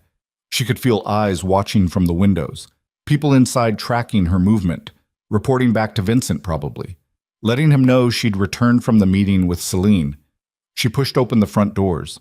The main hall was empty, but she could hear voices from the family room, Vincent's gravel tone, Elena's sharp laugh, Marcus discussing security protocols, the sound of people who believed they were winning. Lysandra walked toward the family room with her spine straight and her face calm and her heart screaming inside her chest. Vincent looked up when she entered. His expression was pleasant, concerned. "How did it go with Celine Marrow?" "Interesting," Lysandra said carefully. "She wants an alliance. Says we could control the northern territories together if we cooperate." Vincent's eyes narrowed slightly. "What did you tell her?" "That I'd consider it. But first I need to handle the Moretti situation. If they're going to be a problem, I want to address it before moving forward with any new partnerships." Silence in the room. Then Elena. "The Morettis? They've been quiet for years. Why would they suddenly be a problem?" "Because I'm consolidating territory their operation used to control. And because they have a history of eliminating Vale heirs who get too ambitious." Lysandra met Vincent's eyes. "My father was expanding into Philadelphia when he died. I'm doing the same thing. I'd be stupid not to expect them to respond the same way." Vincent's expression was unreadable. What are you proposing? A meeting. Tomorrow night. Private location. Just me and Elena. Sit down with whoever runs the Moretti operation now and negotiate terms. Find out if they're willing to coexist or if we're heading toward war. That's extremely dangerous. Everything we do is dangerous, but I'd rather walk into a negotiation from a position of strength than wait for them to move first. Vincent studied her for a long moment. She could practically see his mind working, calculating, weighing options. If Lysandra made peace with the Morettis, his leverage disappeared. The family paying him to eliminate Vale heirs would have no reason to protect him. He'd be exposed. He had to move now, tonight or tomorrow, before she could consolidate too much power, before Cassian figured out what Vincent had done, before the trap closed around him. I think that's wise, Vincent said finally. Set up the meeting. I'll coordinate security. Make sure you're protected. Thank you. Lysandra turned to leave. Vincent's voice stopped her. Lysandra, your father would be proud of you. The way you've stepped into this role, the way you're handling threats. You're more like him than I think you realize. She looked back at him. This man who had killed her father. This man who was planning to kill her. This man who stood in her family home and lied with the ease of someone who had been doing it for years. I hope so, she said quietly. Then she walked out before her hands started shaking. Midnight arrived with the sound of footsteps in the hallway outside her bedroom. Lysandra was awake, had been awake for hours, lying in the dark with the knife Cassian had given her pressed against her ribs and her phone clutched in one hand. The footsteps stopped outside her door. She held her breath. Seconds stretched into minutes. Then the footsteps continued past, heading toward the east wing, toward the study where her father used to work, where Vincent had his office now. Lysandra waited 5 minutes. Then she slipped out of bed wearing black pants and a dark shirt, grabbed her phone, checked that the knife was secure, moved toward the door with footsteps so quiet they barely registered. The hallway was dark, empty. She could see light beneath the study door at the far end. Vincent was inside, probably making calls, coordinating tomorrow's ambush, telling the Morettis exactly where Lysandra would be and when. She moved closer, silent, careful, until she was pressed against the wall beside the door. Vincent's voice filtered through. On the phone, speaking quietly. Confirmed. Tomorrow night. Harbor Warehouse District, Building 7. She'll have Elena with her, maybe Cassian, as backup. But she's being careless, believes she can negotiate with you, doesn't realize it's a trap. A pause. Yes. Clean. Make it look like the Volkovs. I'll provide evidence afterward tying them to the scene. The other families will believe the Volkovs are making a play for Vale territory. It'll destabilize the entire eastern seaboard. Give your people time to move in and consolidate. Another pause. The payment needs to be immediate this time. I've waited 10 years for the second installment. Once the daughter is gone, I want my money. Then I disappear. Retire somewhere warm. Leave this business behind entirely. Lysandra felt bile rise in her throat. Vincent wasn't just planning to kill her. He was planning to frame the Volkovs and ignite a war that would destroy every alliance her family had built. And he'd been planning it since the moment she walked back into his life. She pulled out her phone and started recording. Vincent kept talking. Details about the ambush, how many shooters, what caliber weapons, how they'd dispose of the bodies, where he'd be during all of it, creating plausible deniability. Everything.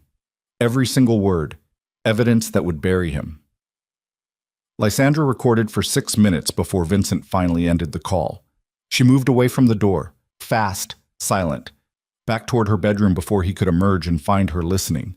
She made it 3 steps. The study door opened. Vincent stood backlit in the doorway, looking directly at her. For one terrible second, neither of them moved. Then Vincent's expression shifted from surprise to something that looked almost like resignation. "How much did you hear?" he asked quietly. Lysandra's hand moved toward the knife at her ribs. Vincent raised both hands. "I'm not going to hurt you. Not here, not now. Just tomorrow night in a warehouse while your Moretti friends put bullets in my chest. You were supposed to be asleep. I was supposed to be a lot of things. Quiet. Invisible. Dead." Lysandra's voice was shaking. "Just like my father." Vincent's face went carefully blank. Your father was a complicated man. My father trusted you, and you sold him out for $750,000 and a comfortable retirement. He was expanding too fast, making enemies faster than he could consolidate power. The Morettis weren't going to let him take Philadelphia without a fight. It was only a matter of time before you decided to speed up the timeline and collect a payday. Vincent sighed. I didn't want it to be like this. I hoped you'd stay gone. Stay hidden. Live whatever life you'd built with Kyle Varelli and forget about the family business. But you came back, and now you're asking the same questions your father asked, making the same expansion plans, the same mistakes. The only mistake I made was trusting you. No. Vincent's voice hardened. Your mistake was thinking you could walk back into this world after 10 years and everyone would simply bow down because your last name is Vale. This business doesn't work that way. It belongs to whoever is strong enough to hold it, and you're not strong enough. Lysandra felt the phone still recording in her left hand, felt the knife pressing against her ribs, felt Cassian somewhere in the dark mansion, hopefully hearing this conversation through whatever surveillance he'd set up. You're going to kill me, she said flatly. I'm going to give you a choice. Walk away. Tonight. Disappear again. I'll wire you $5 million. Enough to start over somewhere far from here. You leave and I'll make sure nobody comes looking for you. The Vale Syndicate dies with your father. Everyone moves on. And if I don't walk away? Then tomorrow night you die in a warehouse and I make sure the Volkovs take the blame. Either way, this ends. But one option lets you live. Lysandra looked at him. This man she'd known her entire life. This man who had given her candy and taught her how to play chess and held her hand at her father's funeral while secretly counting the money he'd earned by putting him in the ground. I'm not leaving, she said quietly. Vincent's expression shifted to something like regret. Then I'm sorry. I genuinely am. You're so much like your father, smart, stubborn, too proud to know when you've lost. I haven't lost yet. Yes, you have. You just don't know it. He pulled a gun from behind his back. Not quickly, not aggressively, just smooth and practiced and terrifyingly calm. Lysandra's hand closed around the knife at her ribs. Too slow. Vincent would shoot her before she could draw it, before she could scream, before Cassian could reach her. She was going to die in this hallway, just like her father had died on the terrace, betrayed by someone they trusted. The gun rose slowly toward her chest. Then the lights went out. Complete darkness. The emergency generators didn't kick in. The backup system stayed silent. Everything in the entire estate went dead simultaneously. Cassian. He'd cut the power. Lysandra dropped and rolled left as the gunshot exploded in the darkness. The bullet hit the wall where she'd been standing and embedded in expensive wood paneling. She yanked the knife free and ran. Not toward her bedroom, not toward the stairs.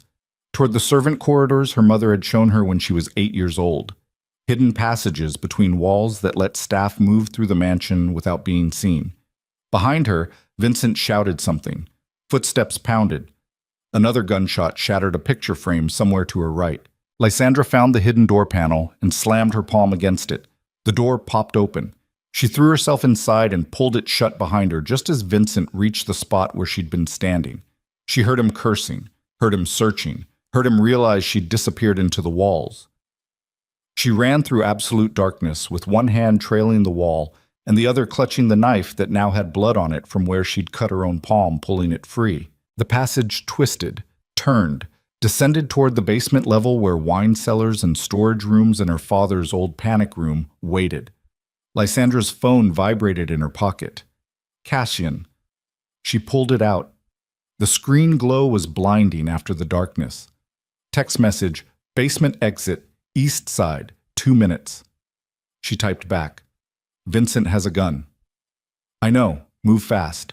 Lysandra shoved the phone back in her pocket and ran faster. Her lungs burned. Her palm throbbed where the knife had cut it. Her heart felt like it was trying to break through her ribs. She hit the basement level and emerged from the servant passage into the wine cellar. Dark, cold. Racks of expensive bottles her father had collected over decades. The east exit was 50 feet ahead through the storage rooms. She could see weak moonlight filtering through the high windows. Almost there. Behind her, somewhere in the hidden passages, she heard the panel door slam open. Vincent had found the entrance. He was coming. Lysandra ran for the exit with everything she had, crashed through the storage room door, saw the exterior door ahead, saw freedom, saw Cassian's silhouette waiting. 20 feet, 10 feet, 5. The gunshot was impossibly loud in the enclosed space. Lysandra felt something punch into her left shoulder. Not pain, not yet, just impact. Force that spun her sideways and sent her stumbling into a shelf full of storage boxes. She hit the ground hard. The knife skittered away across concrete. Vincent stepped out of the shadows with his gun raised and his expression empty. "I told you," he said quietly. "You're not strong enough." Lysandra tried to stand. Her left arm wouldn't cooperate. Blood was spreading across her shirt. Too much blood. Too fast. Vincent aimed at her chest. "I'm sorry," he said again. Then Cassian shot him. Once. Center mass. The kind of shot that drops a person instantly. Vincent's eyes went wide. He looked down at his chest where blood was already blooming, looked back up at Lysandra, opened his mouth to say something, then collapsed. Cassian was beside Lysandra immediately, pressing his hands against her shoulder, talking on his phone, calling for medical support. His voice was steady, but his hands were shaking. "Stay with me," he was saying. "Lysandra, stay with me. Help is coming. You're going to be fine. Just stay with me." Lysandra stared up at the basement ceiling while her blood spread across concrete that had probably seen blood before. Her father's blood. Her family's blood. Generations of veil violence soaking into foundations that couldn't absorb anymore. "Vincent," she managed. "He's dead. The recording. We have it. Everything. He confessed to all of it. The others, Elena, Marcus, how many? We'll figure it out. Right now I need you to stay conscious. Can you do that? Can you stay with me?" Lysandra looked at him. This man who had loved her silently for 8 years. This man who had just saved her life by killing someone he'd known for 20 years. "Cassian," she whispered, "I'm scared." "I know. Me too. But you're not dying tonight. I won't let you." She wanted to believe him, wanted to believe she could survive this. But as the darkness started creeping in from the edges of her vision, as the pain finally arrived in screaming waves that made her gasp, as blood kept pumping out of her shoulder faster than Cassian's hands could stop it, Lysandra realized she might not get a choice. The Veil Syndicate had taken everything from her. Her father, her childhood, her chance at a normal life, and now it was trying to take her life too. The last thing she heard before unconsciousness took her was Cassian's voice breaking as he begged her to stay. And the last thing she thought was that she'd spent 10 years running from this moment. But there was nowhere left to run anymore. Lysandra woke to fluorescent lights and the smell of antiseptic. Hospital, private room, machines beeping steady rhythms that meant her heart was still beating.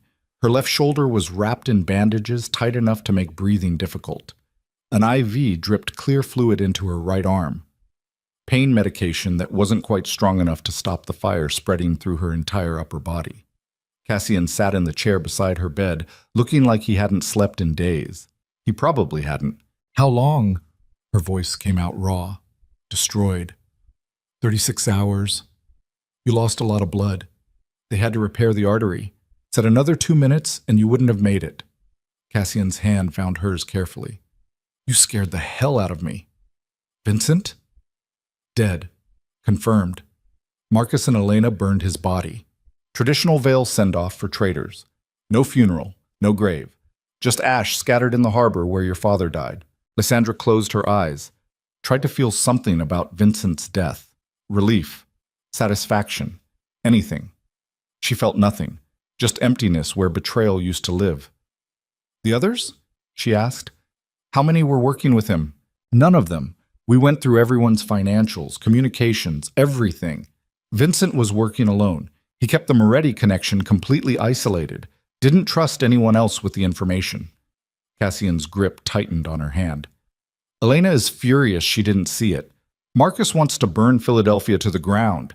James has already frozen every account Vincent controlled and rerouted the funds back to Veil Holdings." "And the Morettis?" Cassian's smile was cold. "That's the interesting part. The meeting you set up for tomorrow night, It's still happening, but you're not going. I am. Along with Marcus and 20 of his best people. We're going to deliver Vincent's body to the Morettis and explain very clearly what happens to families who try to kill Vale heirs. That'll start a war? Good. Let it start. Your father spent too many years playing nice with families that didn't respect him. You're going to do it differently, smarter, more brutal. He leaned forward. The Eastern Seaboard is about to learn what it means when a Vale stops asking for permission and starts taking what's theirs. Lysandra stared at the ceiling. White tiles, acoustic panels, the kind of sterile normalcy that had nothing to do with the world she lived in now. I can't do this from a hospital bed. You're not doing anything for at least a week. Doctor's orders. Cassian, no. His voice went hard, flat. You almost died. You almost died in my arms while I couldn't stop the bleeding fast enough. So you're going to stay in this bed and heal and let the rest of us handle the Moretti situation. When you're strong enough to stand without passing out, we'll talk about what comes next. And if the Morettis don't accept your message, then we make them accept it, violently if necessary. Lysandra looked at him. This man who had loved her silently for 8 years, who had killed Vincent without hesitation to save her, who was now planning to start a war to protect her family's empire. I don't want you to become the thing I'm afraid of becoming, she said quietly. Too late. I've always been that thing. I just hid it better when you were watching. The hospital room door opened.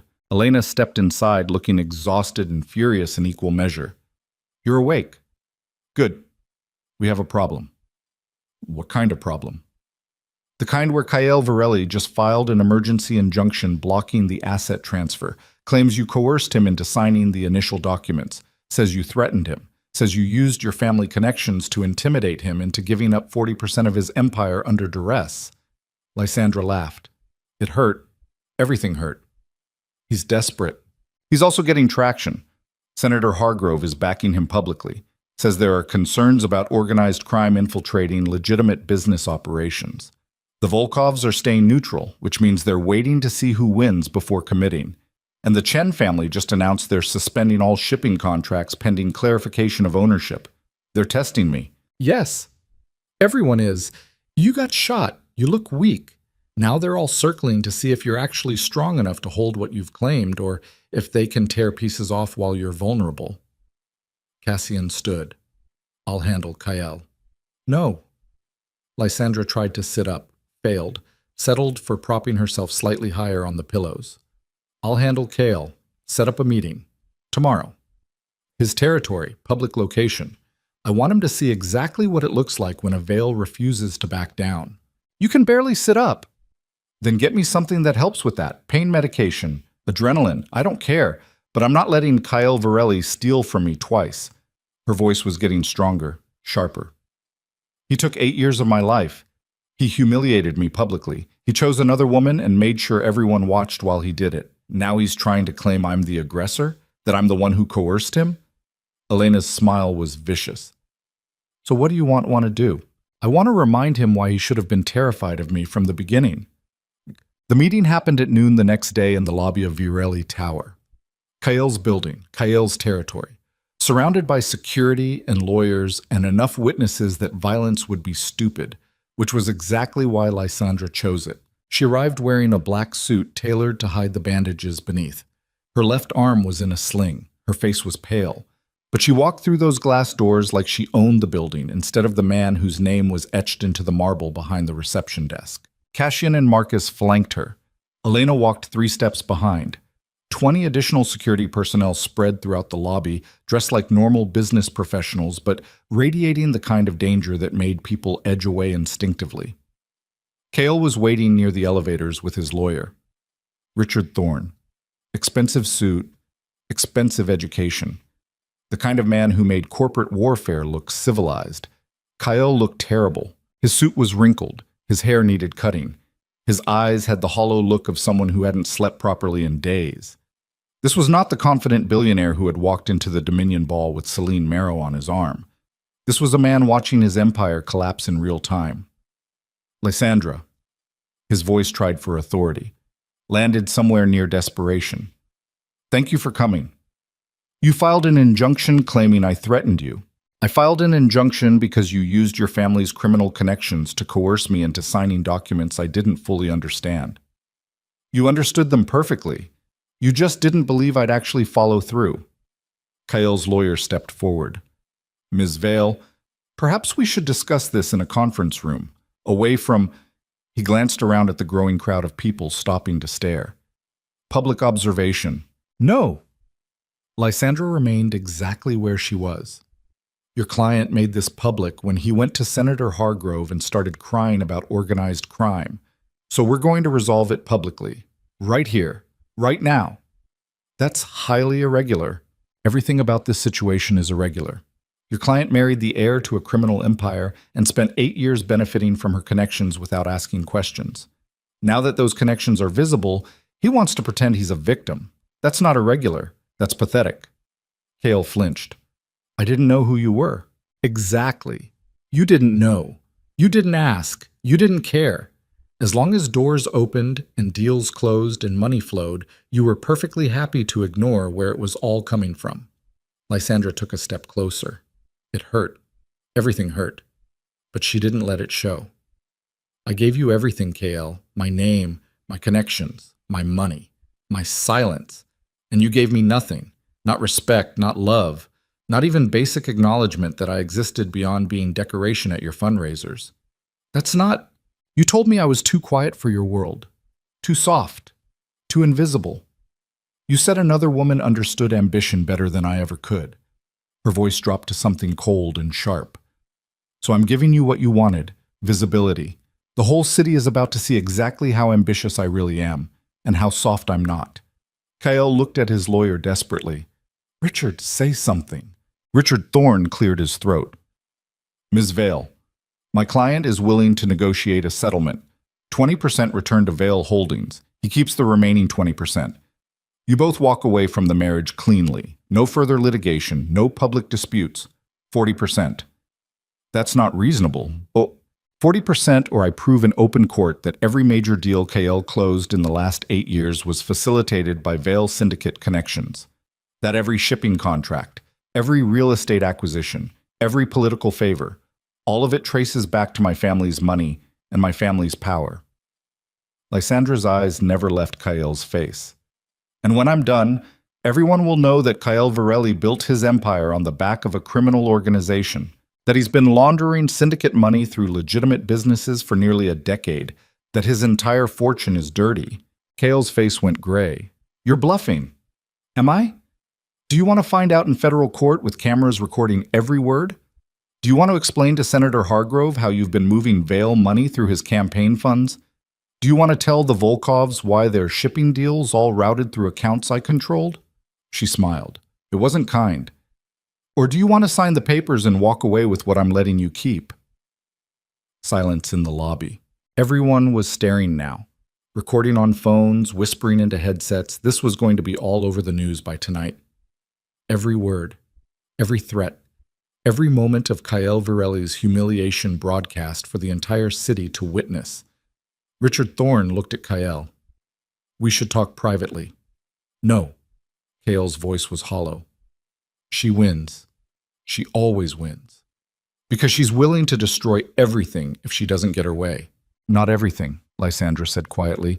Just you. And only because you gave me no choice. I loved you.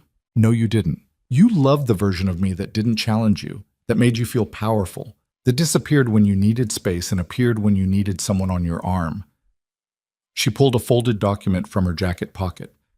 The movement made her shoulder scream, but she didn't let it show. Sign this. Transfer the 40%, finalize the divorce, and I'll make sure the details of our arrangement stay quiet. Your empire takes a hit, but you survive. Your reputation is damaged, but not destroyed. You get to keep pretending you're a legitimate businessman who just had bad luck with marriage. Kael stared at the papers like they were a death sentence. They were. He took them slowly, read through the terms. Each paragraph was another piece of his empire being carved away, another acknowledgement that everything he'd built belonged to someone else. Where do I sign? He asked finally. Lysandra handed him a pen. Kael signed. His hand was shaking. When he finished, she took the papers back carefully. The divorce will be finalized by end of week. My lawyers will handle everything. You'll receive your copies. Don't contact me again. Lysandra, don't. Just don't. You had 8 years to see me, to value me, to treat me like an actual person instead of an accessory. You wasted every single one of those years. She turned toward the exit. Cassian and Marcus moved with her. Enjoy whatever's left of your empire, Kael. You earned it. She walked out of Varelli Tower with her head high and her spine straight and her entire left side on fire with pain that was probably tearing the surgical repairs. The moment the car doors closed, she collapsed against the seat. Cassian was beside her immediately. Hospital, now! No, estate. We have work to do. Lysandra, the Volkovs are meeting us tonight. The Morettis need to be handled. Kael just signed away 40% of the eastern shipping corridors, which means everyone is going to be repositioning for advantage.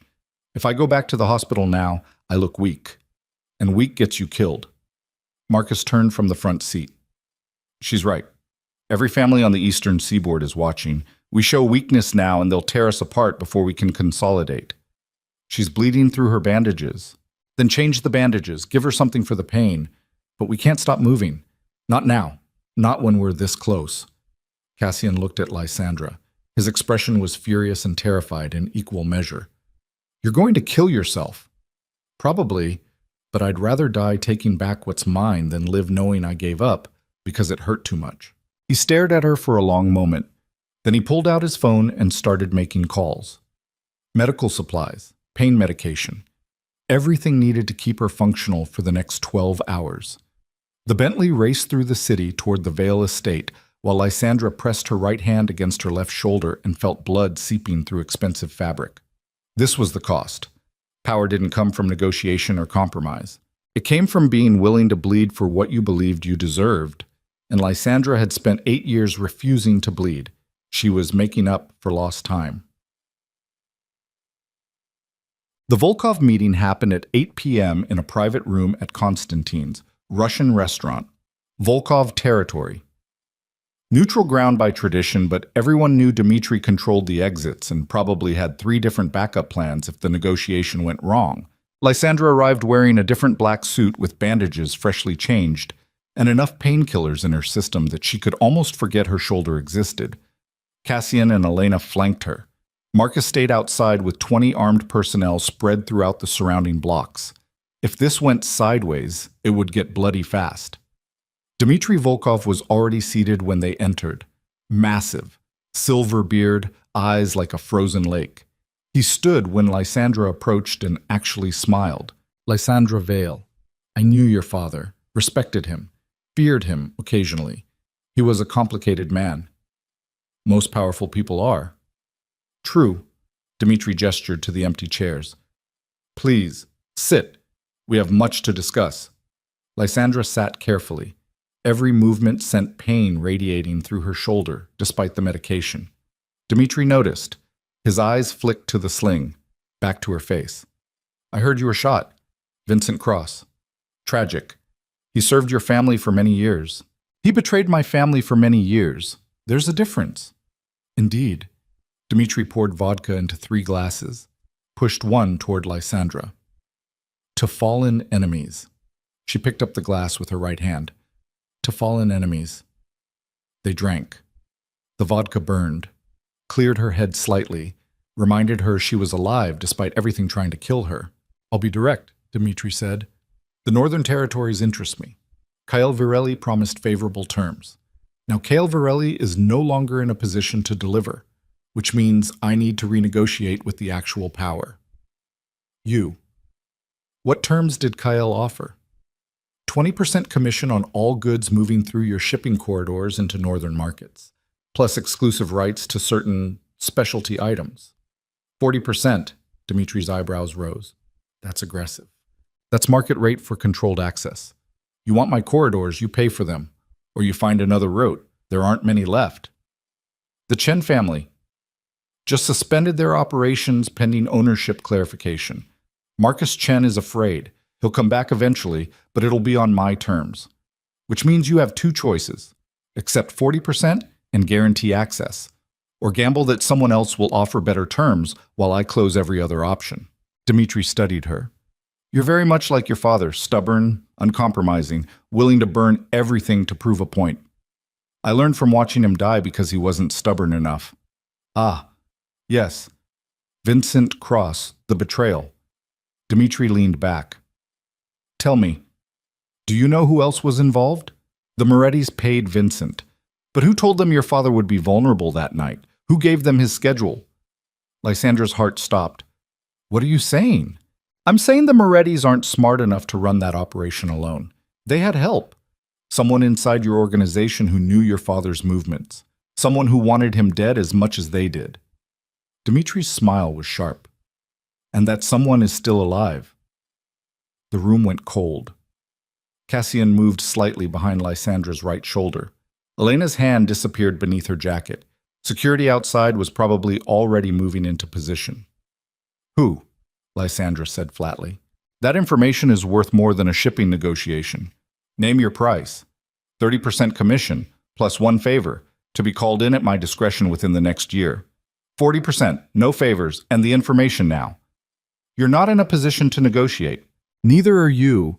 You need my corridors more than I need your money. You want access to the eastern seaboard markets without going through Chen or the southern families. I'm your only option. So take the 40% and tell me who helped kill my father, or walk away and explain to your people why you couldn't close the most important territorial deal of the decade. Silence. Dmitri's expression was unreadable. Then he laughed, deep and genuine. Your father would have loved you, absolutely loved you. He always said his daughter was too soft for this business, too kind. He worried about what would happen to his empire when she had to take over. He raised his glass. He was wrong. You're harder than he ever was. The name. 35%. That's my final offer. Take it, or we're done here. Lysandra's mind raced. She needed this information, needed to know who else had betrayed her father. But accepting less than 40% would signal weakness to every other family watching this negotiation. 35% for 3 years. After that, it reverts to standard market rate based on volume. Non-negotiable. Dmitri considered. Acceptable. The name. He leaned forward, voice dropping to barely above a whisper. James Cross. Vincent's younger brother. He gave the Morettis your father's schedule. Got paid $50,000. Significantly less than his brother, but enough to make him complicit. Lysandra felt the world tilt. James. James, who had been restructuring the Vale financial systems for the last 3 days. James, who had access to every account, every asset, every holding. James, who was currently at the estate right now with complete control over the syndicate's money. She stood abruptly, too fast. Her shoulder screamed. She ignored it. We're done here. Have your lawyer send the contract details. Cassian will coordinate shipping access. Where are you going? To finish what I started. She walked out with Cassian and Elena racing to keep up. Hit the car. Marcus was already moving. James Cross, she said. He's at the estate. He's been stealing from us since I got back and nobody noticed because we were too busy watching Vincent. How much? Marcus asked. I don't know. But enough that he's probably planning to disappear tonight. As soon as he heard Vincent was dead and I was in the hospital, he started moving money. The Bentley accelerated through city streets while Cassian made calls. Elena pulled up financial records on her phone. Marcus coordinated security protocols. They reached the Vale estate 23 minutes later. The iron gates were open. That was wrong. The front doors were unlocked. That was worse. Lysandra walked inside with her heart hammering and her right hand wrapped around the gun Cassian had given her before they left the restaurant. The mansion was dark, silent, too silent. They moved through hallways with weapons drawn, checked rooms systematically, found nothing, nobody, until they reached the study. James Cross sat behind the desk with a laptop open and a gun beside his hand. He looked up when they entered. His expression was calm, resigned. I was wondering when you'd figure it out, he said quietly. Lysandra raised her gun. How much did you take? 47 million. Spread across 8 accounts in 3 different countries. More than enough to disappear and never work again. You helped kill my father. No. Vincent killed your father. I just told him when to do it. James leaned back in the chair. Jonah was a monster. You remember him through daughter's eyes, but I worked for him for 15 years. I saw what he did to people who crossed him, to families who didn't pay, to anyone who looked at him wrong. He wasn't a good man, Lysandra. He was a predator in an expensive suit. So you had him murdered. I gave Vincent information. What he did with it was his choice. And the 47 million? Payment for 10 years of loyalty to a family that never appreciated it. Your father paid me a fraction of what I was worth. Vincent promised me 10% of whatever he collected from the Morettis. He lied, gave me 50,000 and told me to be grateful. James's smile was bitter. So I waited, learned the financial systems, found the vulnerabilities. And when you came back and created chaos, I took what I should have been given years ago. Cassian's gun was pointed at James's head. Give me one reason not to kill you right now. Because I already sent the account information to the FBI, along with detailed records of every Veil syndicate operation for the last 10 years. Shipping routes, money laundering schemes, political bribes, contract killings, all of it. If I die, it all goes public. If I disappear, it stays buried. Lysandra felt cold spread through her chest. You're bluffing. Am I? Check your email. I sent you a preview 5 minutes ago, just enough to prove I'm serious. Elena was already on her phone. Her face went pale. He's not bluffing. He sent files, real files, names, dates, financial records, everything. James stood slowly. So, here's what's going to happen. I'm walking out of here, taking my 47 million and disappearing. You let me go because if you don't, every law enforcement agency on the Eastern Seaboard receives enough evidence to bury the Veil Syndicate forever. Your choice. I could kill you anyway, Lysandra said. Take the chance that you're bluffing about the dead man's switch. You could, but you're not stupid, and you're not your father. He would have killed me and dealt with the consequences, but you're still trying to rebuild, still trying to prove you deserve to lead. You can't afford a federal investigation right now. Too many enemies would use it as an excuse to move against you. He was right. Lysandra hated that he was right. But killing James and risking everything her father built being exposed wasn't an option. Not when she was this close to consolidating power. She lowered her gun slowly. James smiled. Smart choice. You have 1 hour to leave the city. After that, every family on the Eastern Seaboard gets your name and face. They'll hunt you for betraying the Veil name, and when they find you, they'll make you beg for death. I'll take my chances. He walked toward the door. Cassian and Marcus moved aside reluctantly. James passed within inches of Lysandra, close enough that she could smell his fear beneath the confidence. At the doorway, he paused. For what it's worth, I'm sorry about your father. He didn't deserve to die like that. But he also didn't deserve the loyalty everyone gave him. Sometimes people get exactly what they've earned. Then he was gone. Lysandra stood in the study, listening to his footsteps fade, listening to the front door close, listening to an engine start and tires on gravel. We need to go after him, Marcus said. No. He betrayed your family. He did exactly what my father would have done in his position.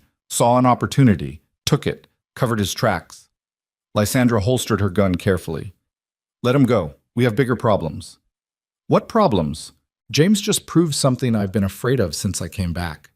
The Veil Syndicate is built on fear and violence and corruption so deep it can't be cleaned without destroying everything. And if I keep going down this path, I'm going to become exactly like my father, exactly like the man James just called a monster. Cassian touched her arm gently. Lysandra, I need to sleep. Real sleep. Not passing out from blood loss, not medicated unconsciousness. I need to think. To figure out who I actually want to be instead of who everyone expects me to be. She walked out of the study. Through the halls, up the stairs, to her childhood bedroom that didn't feel like home anymore. Cassian followed but stayed in the doorway. What are you going to do? He asked quietly. I don't know, but I need to decide soon because everyone is waiting to see if I'm strong enough to hold this empire. And right now I'm not sure I want to. Then walk away. I can't. Too many people are counting on me. Too many families are waiting to see if the Veil name still means something. If I walk away now, everything my father built collapses. Everyone who's loyal to this family becomes vulnerable. So you're trapped. Yes, exactly like he was. Exactly like every Vale heir before him. She looked at Cassian. My father spent his whole life building an empire, and it killed him. Made him into someone his own daughter couldn't recognize. Someone his organization had to betray because he was that terrible. You're not him. Not yet. But give me 5 years. Give me 100 impossible choices between being good and being powerful. Let me watch everyone I care about get hurt because I'm not ruthless enough. See how long it takes before I become exactly what I'm afraid of. Cassian crossed the room slowly, pulled her into his arms carefully, held her while she finally let herself break. Then we do it differently, he whispered. We build something different. Not your father's empire, yours. With different rules, different values. That's naive. Maybe, but you're the smartest person I've ever met. If anyone can figure out how to have power without becoming a monster, it's you. Lysandra wanted to believe him. Wanted to believe there was a version of this story where she survived without destroying herself. But right now, bleeding through bandages and exhausted beyond measure and surrounded by enemies who wanted her dead, she couldn't see it. Outside the window, the harbor stretched dark and endless. Somewhere out there, James Cross was disappearing with $47 million and enough information to destroy her family. Somewhere out there, the Morettis were planning retaliation for Vincent's death. Somewhere out there, every syndicate family on the eastern seaboard was waiting to see if Lysandra Vale was strong enough to hold what she'd claimed. And tomorrow, she would have to prove she was. Or die trying. Morning arrived without mercy. Lysandra woke before dawn with her shoulder on fire and her mind already cataloging threats. The Morettis would retaliate for Vincent's death. James Cross was gone with enough evidence to bury her family.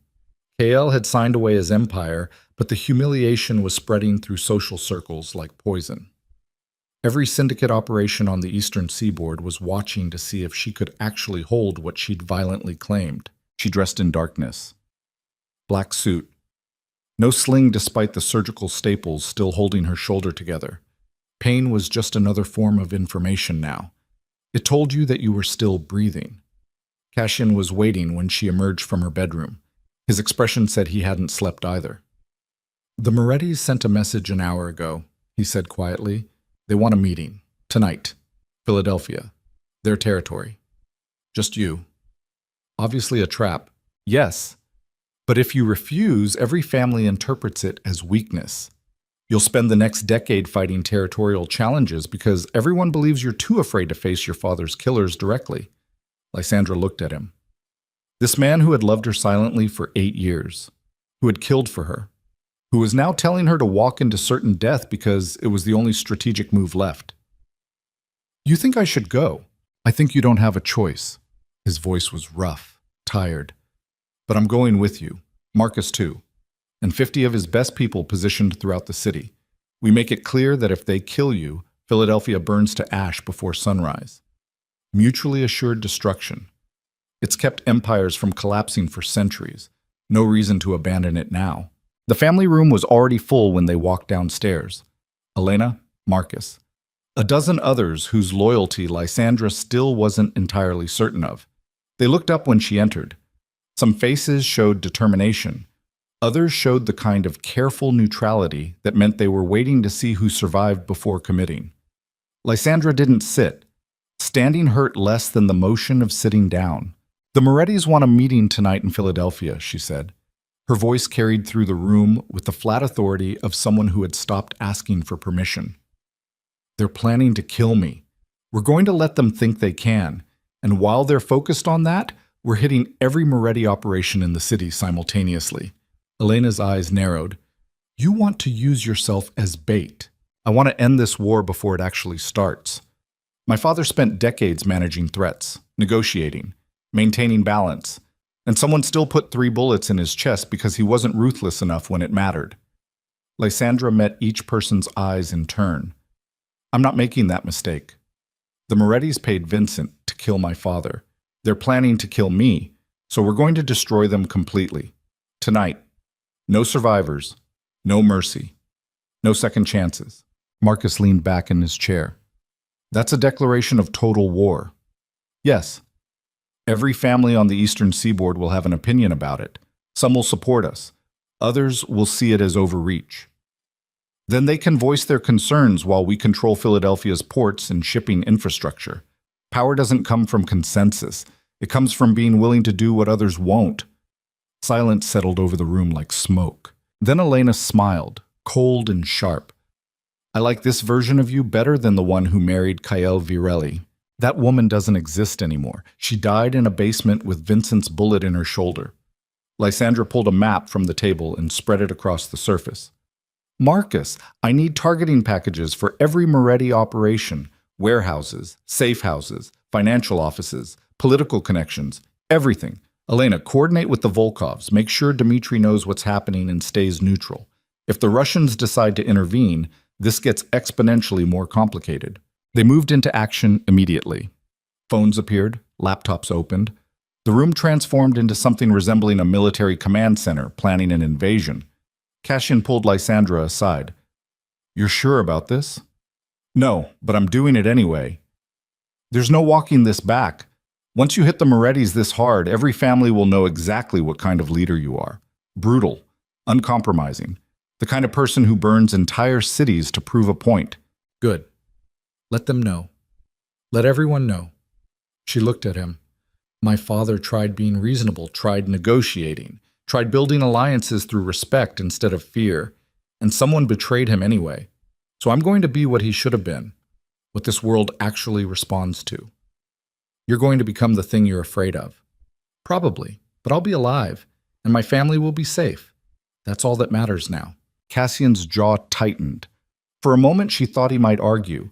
Tell her she was wrong. Tell her there was another way.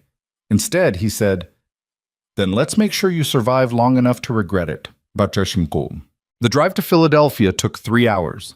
Lysandra sat in the back of the Bentley, watching the city disappear behind them while her shoulder throbbed in rhythm with her heartbeat. She'd taken pain medication before leaving, not enough to dull her reflexes, but enough to keep her functional. Everything was a calculation now.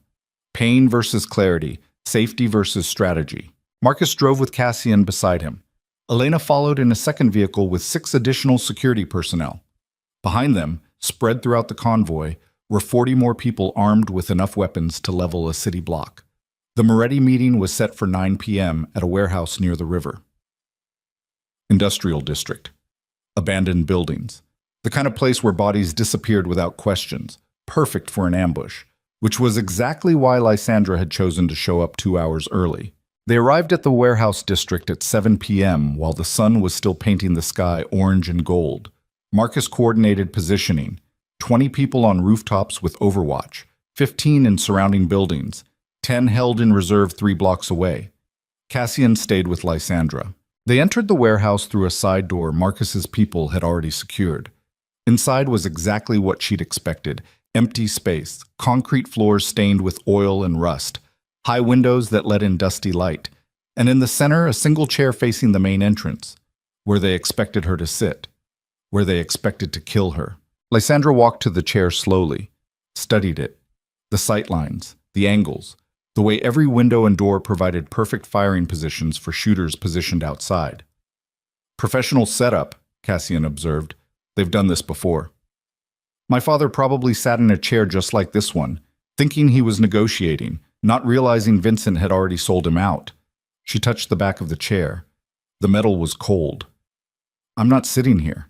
Good. Because the second you do, someone puts a bullet through that window. He pointed to the east side. Sniper position, maybe 200 yards, easy shot. So we give them a different target. Marcus appeared from the shadows. Everything's positioned. We've got eyes on 6 Moretti vehicles approaching from the north. ETA 20 minutes. They're early. They want to set up their own ambush before I arrive. Lysandra pulled out her phone. Elena, execute now. Hit everything simultaneously. I want the Morettis getting phone calls about their operations burning while they're trying to kill me. Confirmed. Teams are moving. Lysandra pocketed her phone and looked at the empty chair one more time. Then she walked to the darkest corner of the warehouse and waited. Cassian and Marcus melted into shadows on either side. And outside, the trap began closing from both directions. The Morettis arrived at 7:43 p.m. Lysandra heard vehicles. Doors slamming, footsteps on gravel. Voices speaking Italian in low, urgent tones. They were positioning people, setting up their kill shot, making sure everything was perfect before she walked into their carefully constructed execution. She counted at least 8 distinct voices, probably more she couldn't hear. The Morettis had brought significant force. They weren't taking chances. Neither was she. At 7:51 p.m., the first phone call came. One of the Moretti soldiers answered, listened. His expression changed from confident to confused to horrified in about 5 seconds. He started shouting in Italian. More phones rang. More shouting. Lysandra smiled in the darkness. Elena was hitting targets ahead of schedule. The Morettis were just now realizing their entire Philadelphia operation was under simultaneous attack. Warehouses burning, financial offices being raided, safe houses stormed by people who knew exactly where to find them. A man's voice cut through the chaos. Older, authority, speaking English now. What do you mean the waterfront warehouse is on fire? Who's attacking us? Vale people, sir, everywhere. They're hitting everything at once. That's impossible. Lysandra Vale is supposed to be here, in this building. How can she be orchestrating attacks if she's... He stopped. Realization dawning. She's not here, he said slowly. This was never about negotiation. It's a distraction. She wanted us all in one place while her people destroyed our infrastructure.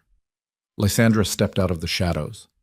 Actually, she said clearly, I'm right here. You were half right. Every gun in the warehouse turned toward her voice. She stood perfectly still in the weak light from the high windows, with her hands visible and empty. Cassian and Marcus remained hidden, but she knew they had firing solutions on every Moretti soldier in the building. The older man stepped forward. Silver hair, expensive suit covered in dust from the warehouse. This was Angelo Moretti, head of the family, the man who had paid Vincent Cross to kill her father.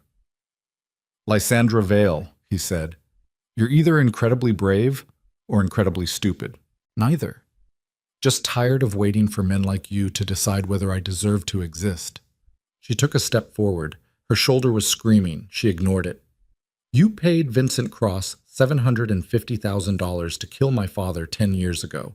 You helped James Cross feed him information. You orchestrated the entire thing because my father was expanding into your territory and you couldn't compete legitimately.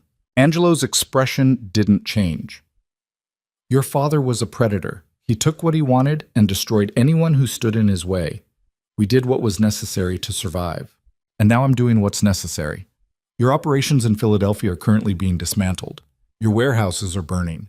Your financial accounts are being frozen. Your political connections are getting very nervous phone calls about their association with organized crime. By midnight, the Moretti family will effectively cease to exist as a functioning syndicate. You're declaring war. No, I'm ending one. The war started when you killed my father.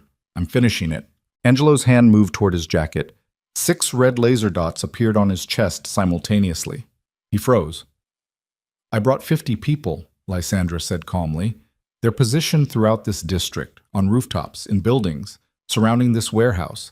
You brought maybe 15. The math doesn't work in your favor. So this is execution. This is justice. You killed my father. You tried to kill me. Now you get to understand what it costs to wage war against the Vale family. Angelo's jaw tightened. You're just like him. Exactly like Jonah. Ruthless, cold, willing to burn everything to prove you're strong enough. Wrong. I'm worse. My father still believed in rules, in traditions, in the idea that syndicate families could coexist if they respected boundaries. Lysandra's voice went flat, empty. I don't believe in any of that. I believe in power. And I believe that people who try to take what's mine die publicly so everyone else learns from their mistakes. Then do it. Pull the trigger. Become the monster your father tried so hard not to be. Lysandra looked at him. This old man who had orchestrated her father's death, who had tried to kill her, who represented everything wrong with the world she'd been born into. She could kill him. Should kill him. Every strategic calculation said eliminating Angelo Moretti was the smart move, the necessary move, the move that would cement her reputation as someone too dangerous to cross. But standing in this warehouse with guns pointed and lasers painting targets on human beings, Lysandra suddenly understood something her father never had. Power built on fear alone eventually collapsed, because fear made people desperate, and desperate people did stupid things like paying Vincent Cross to kill Jonah Vale. No, she said quietly. Angelo blinked. What? I'm not killing you. I'm giving you a choice. Walk away from Philadelphia, dismantle your operations, retire, disappear, take your people, and go somewhere the Vale name doesn't reach. Do that and you live. Stay and fight, and by sunrise there won't be enough left of your family to bury. Silence in the warehouse. Then Angelo started laughing, bitter and broken. You think mercy makes you different? Makes you better than your father? No. I think mercy gives you the chance to tell every other family on the eastern seaboard exactly what happens when you come after the Vales. Death is easy. It ends the story. But letting you live, letting you walk away humiliated and broken while everyone watches, that's the kind of reputation that actually keeps people from trying again. Angelo stared at her. You're more terrifying than your father ever was. Good. Then we understand each other. Lysandra stepped back into shadows. You have until midnight to leave Philadelphia. After that, my people have orders to eliminate anyone still operating under the Moretti name. Choose wisely. She turned and walked toward the exit without waiting for his response. Cassian and Marcus emerged from their positions and flanked her. Behind them, the red laser dots remained fixed on Angelo and his soldiers. Nobody moved. Nobody breathed. They reached the side door, stepped into cool night air.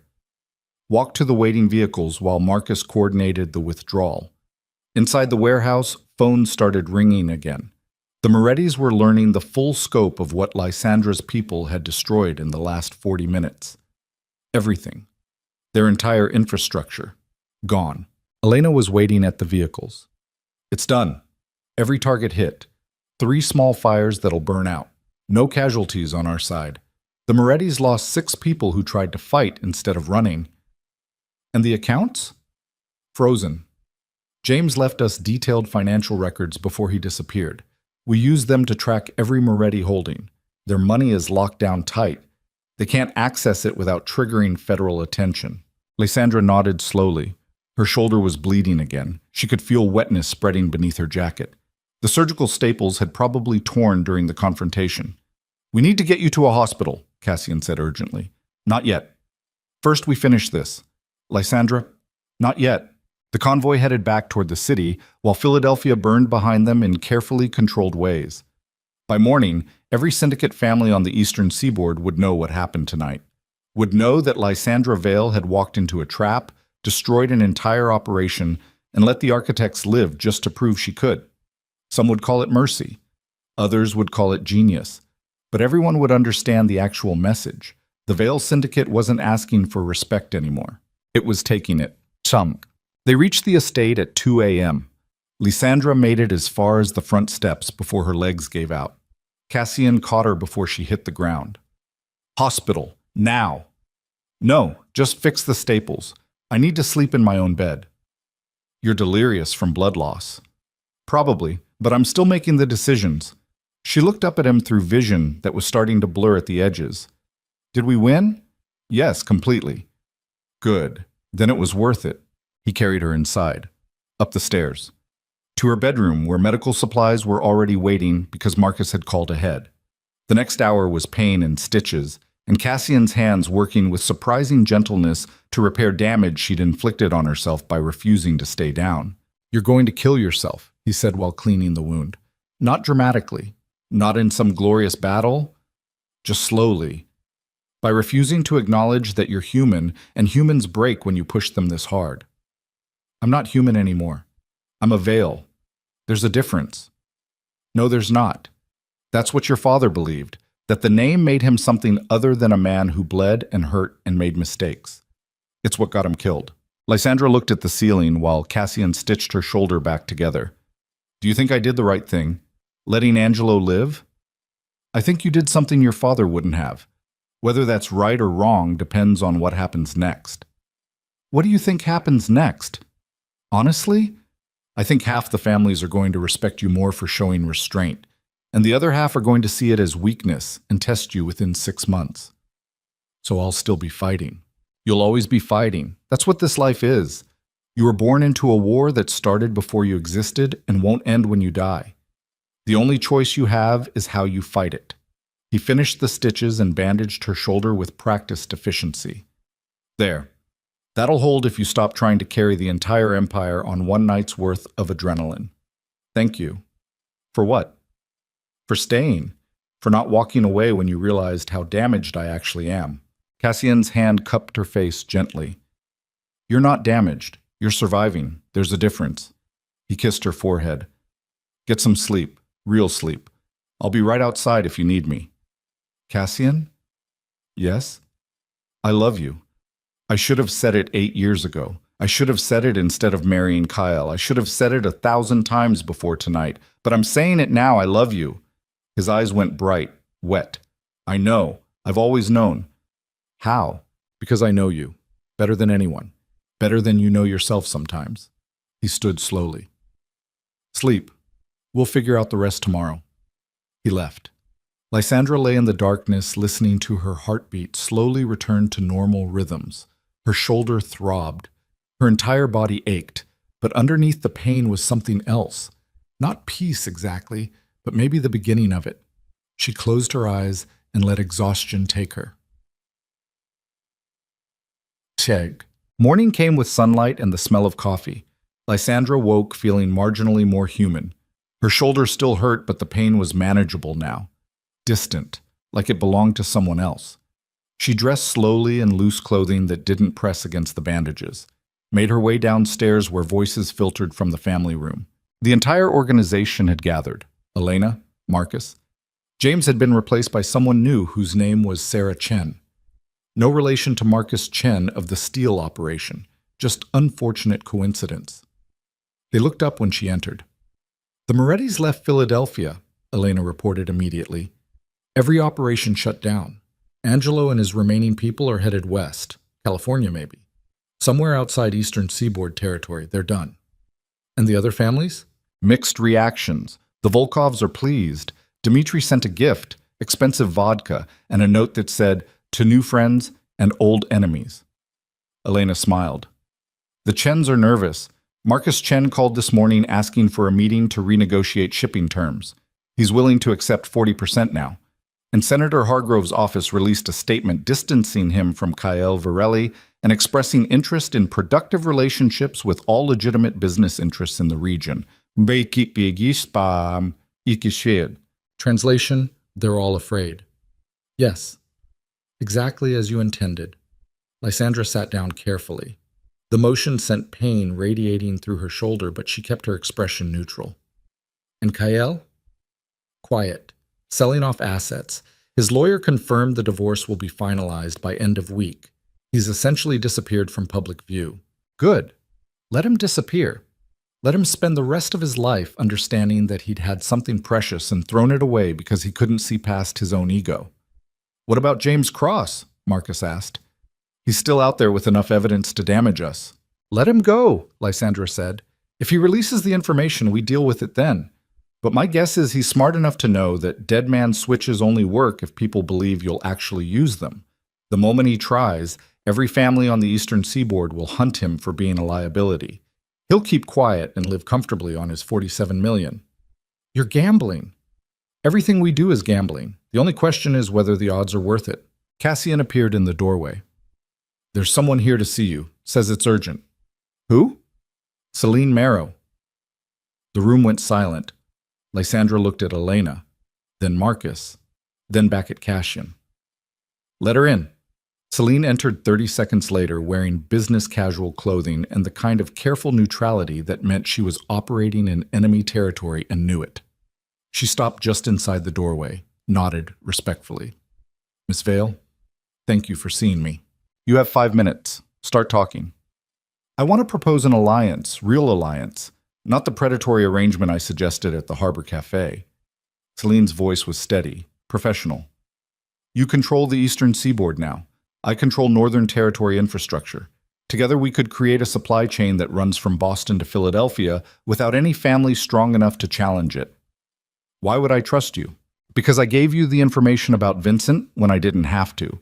I could have let you walk into his trap and taken advantage of the chaos afterward. But I didn't. I warned you. Saved your life, probably. Celine paused. I'm pragmatic, not loyal. But I'm smart enough to know that your survival is worth more than whatever short-term advantage I could have gained from your death. Lysandra studied her. This woman who had slept with Kael, who had humiliated her publicly at the Dominion Ball, who was now standing in her family home offering partnership like the past didn't matter. You're asking me to work with my husband's mistress, ex-husband, and yes, I'm asking you to be strategic instead of emotional. I know that's asking a lot, but I'm offering something valuable in return. Legitimate business infrastructure that lets you expand without constant warfare. A way to build power that doesn't require burning cities every time someone challenges you. The room was silent. Everyone waited for Lysandra's response. She thought about her father, how he'd built his empire through violence and intimidation, how he died because someone decided the cost of tolerating him was too high. She thought about Angelo Moretti walking away humiliated but alive. She thought about what Cassian had said. You get to decide what kind of leader you are. 30% commission on northern routes, Lysandra said finally. You provide infrastructure. We provide security and political connections. Quarterly reviews to ensure mutual benefit. And if you ever betray this arrangement, I won't just kill you. I'll destroy everything you've ever built and make sure your name becomes a warning other people tell their children. Celine smiled. That's extremely harsh. That's business. Do we have a deal or not? We have a deal. They shook hands. The grip was firm, professional. Two women who understood that trust was earned through results instead of promises. Celine left. The room exhaled collectively. You're building something different, Elena observed. Not your father's empire. Something new. I'm building something that might actually last, Lysandra corrected. My father's empire died with him. I want mine to survive long after I'm gone. That means alliances instead of threats, strategy instead of just violence, being smart enough to know when fear works and when it doesn't. Marcus nodded slowly. It's going to take time, years probably, changing how everyone sees the Veil name. I have time, and I have all of you. She looked around the table. My father built this empire alone, made decisions alone, trusted almost nobody, and it got him killed. I'm not making that mistake. This is ours now. All of us. We build it together or we don't build it at all. For the first time since she'd returned to the estate, Lysandra saw something other than skepticism in their faces. She saw belief. 3 months later, Lysandra stood on the terrace overlooking the harbor where her father had died. The city stretched out below her, glowing with lights against the evening sky. Somewhere out there, shipping containers moved through corridors she controlled. Political campaigns ran on money she provided. Families made decisions based on what the Veil Syndicate would tolerate. Her empire, not her father's, hers. The shoulder had healed mostly, left a scar that would never completely fade. She touched it sometimes when she needed to remember what survival cost. Cassian appeared beside her with 2 glasses of wine, handed her one. The Volkov contract is finalized, he said. Dmitri signed this morning. We officially control 45% of northern shipping routes. Seleni's infrastructure is performing better than projected, and Marcus Chen called to confirm he's accepting the 40% terms without further negotiation. And Kael sold his penthouse, most of his art collection, the summer house. He's living in a smaller apartment downtown, still wealthy by normal standards, but compared to what he had, Cassian shrugged. He's a cautionary tale now. The man who married power and was too stupid to recognize it. Lysandra sipped her wine. It was good, expensive, the kind her father used to drink while making decisions that ruined lives. Do you think I'm becoming him? She asked quietly. My father. No, I think you're becoming yourself, which is more terrifying to your enemies and more inspiring to your allies. Cassian's hand found hers. Your father built an empire through fear. You're building one through strategy and carefully calculated mercy. They're not the same thing. But I'm still building an empire, still making decisions that hurt people, still operating in a world where violence is sometimes the only answer. Yes, but you're also building something that might outlast the violence. Alliances that aren't based purely on fear. Systems that don't require constant warfare to maintain. Your father never figured out how to do that. He squeezed her hand gently. You have. That's the difference. Lysandra looked at the harbor, the dark water. the lights reflecting off the surface like scattered stars. This was where her father had fallen, where she had almost fallen too. But she was still standing, still breathing, still fighting. "I got a letter yesterday," she said, "from Kael." "What did it say?" "That he was sorry, that he'd spent 8 years taking me for granted, and he finally understood what he'd lost. He asked if there was any chance—" She stopped, laughed once. "He actually asked if there was any chance we could reconcile." Cassian went very still. "What did you tell him?" "Nothing.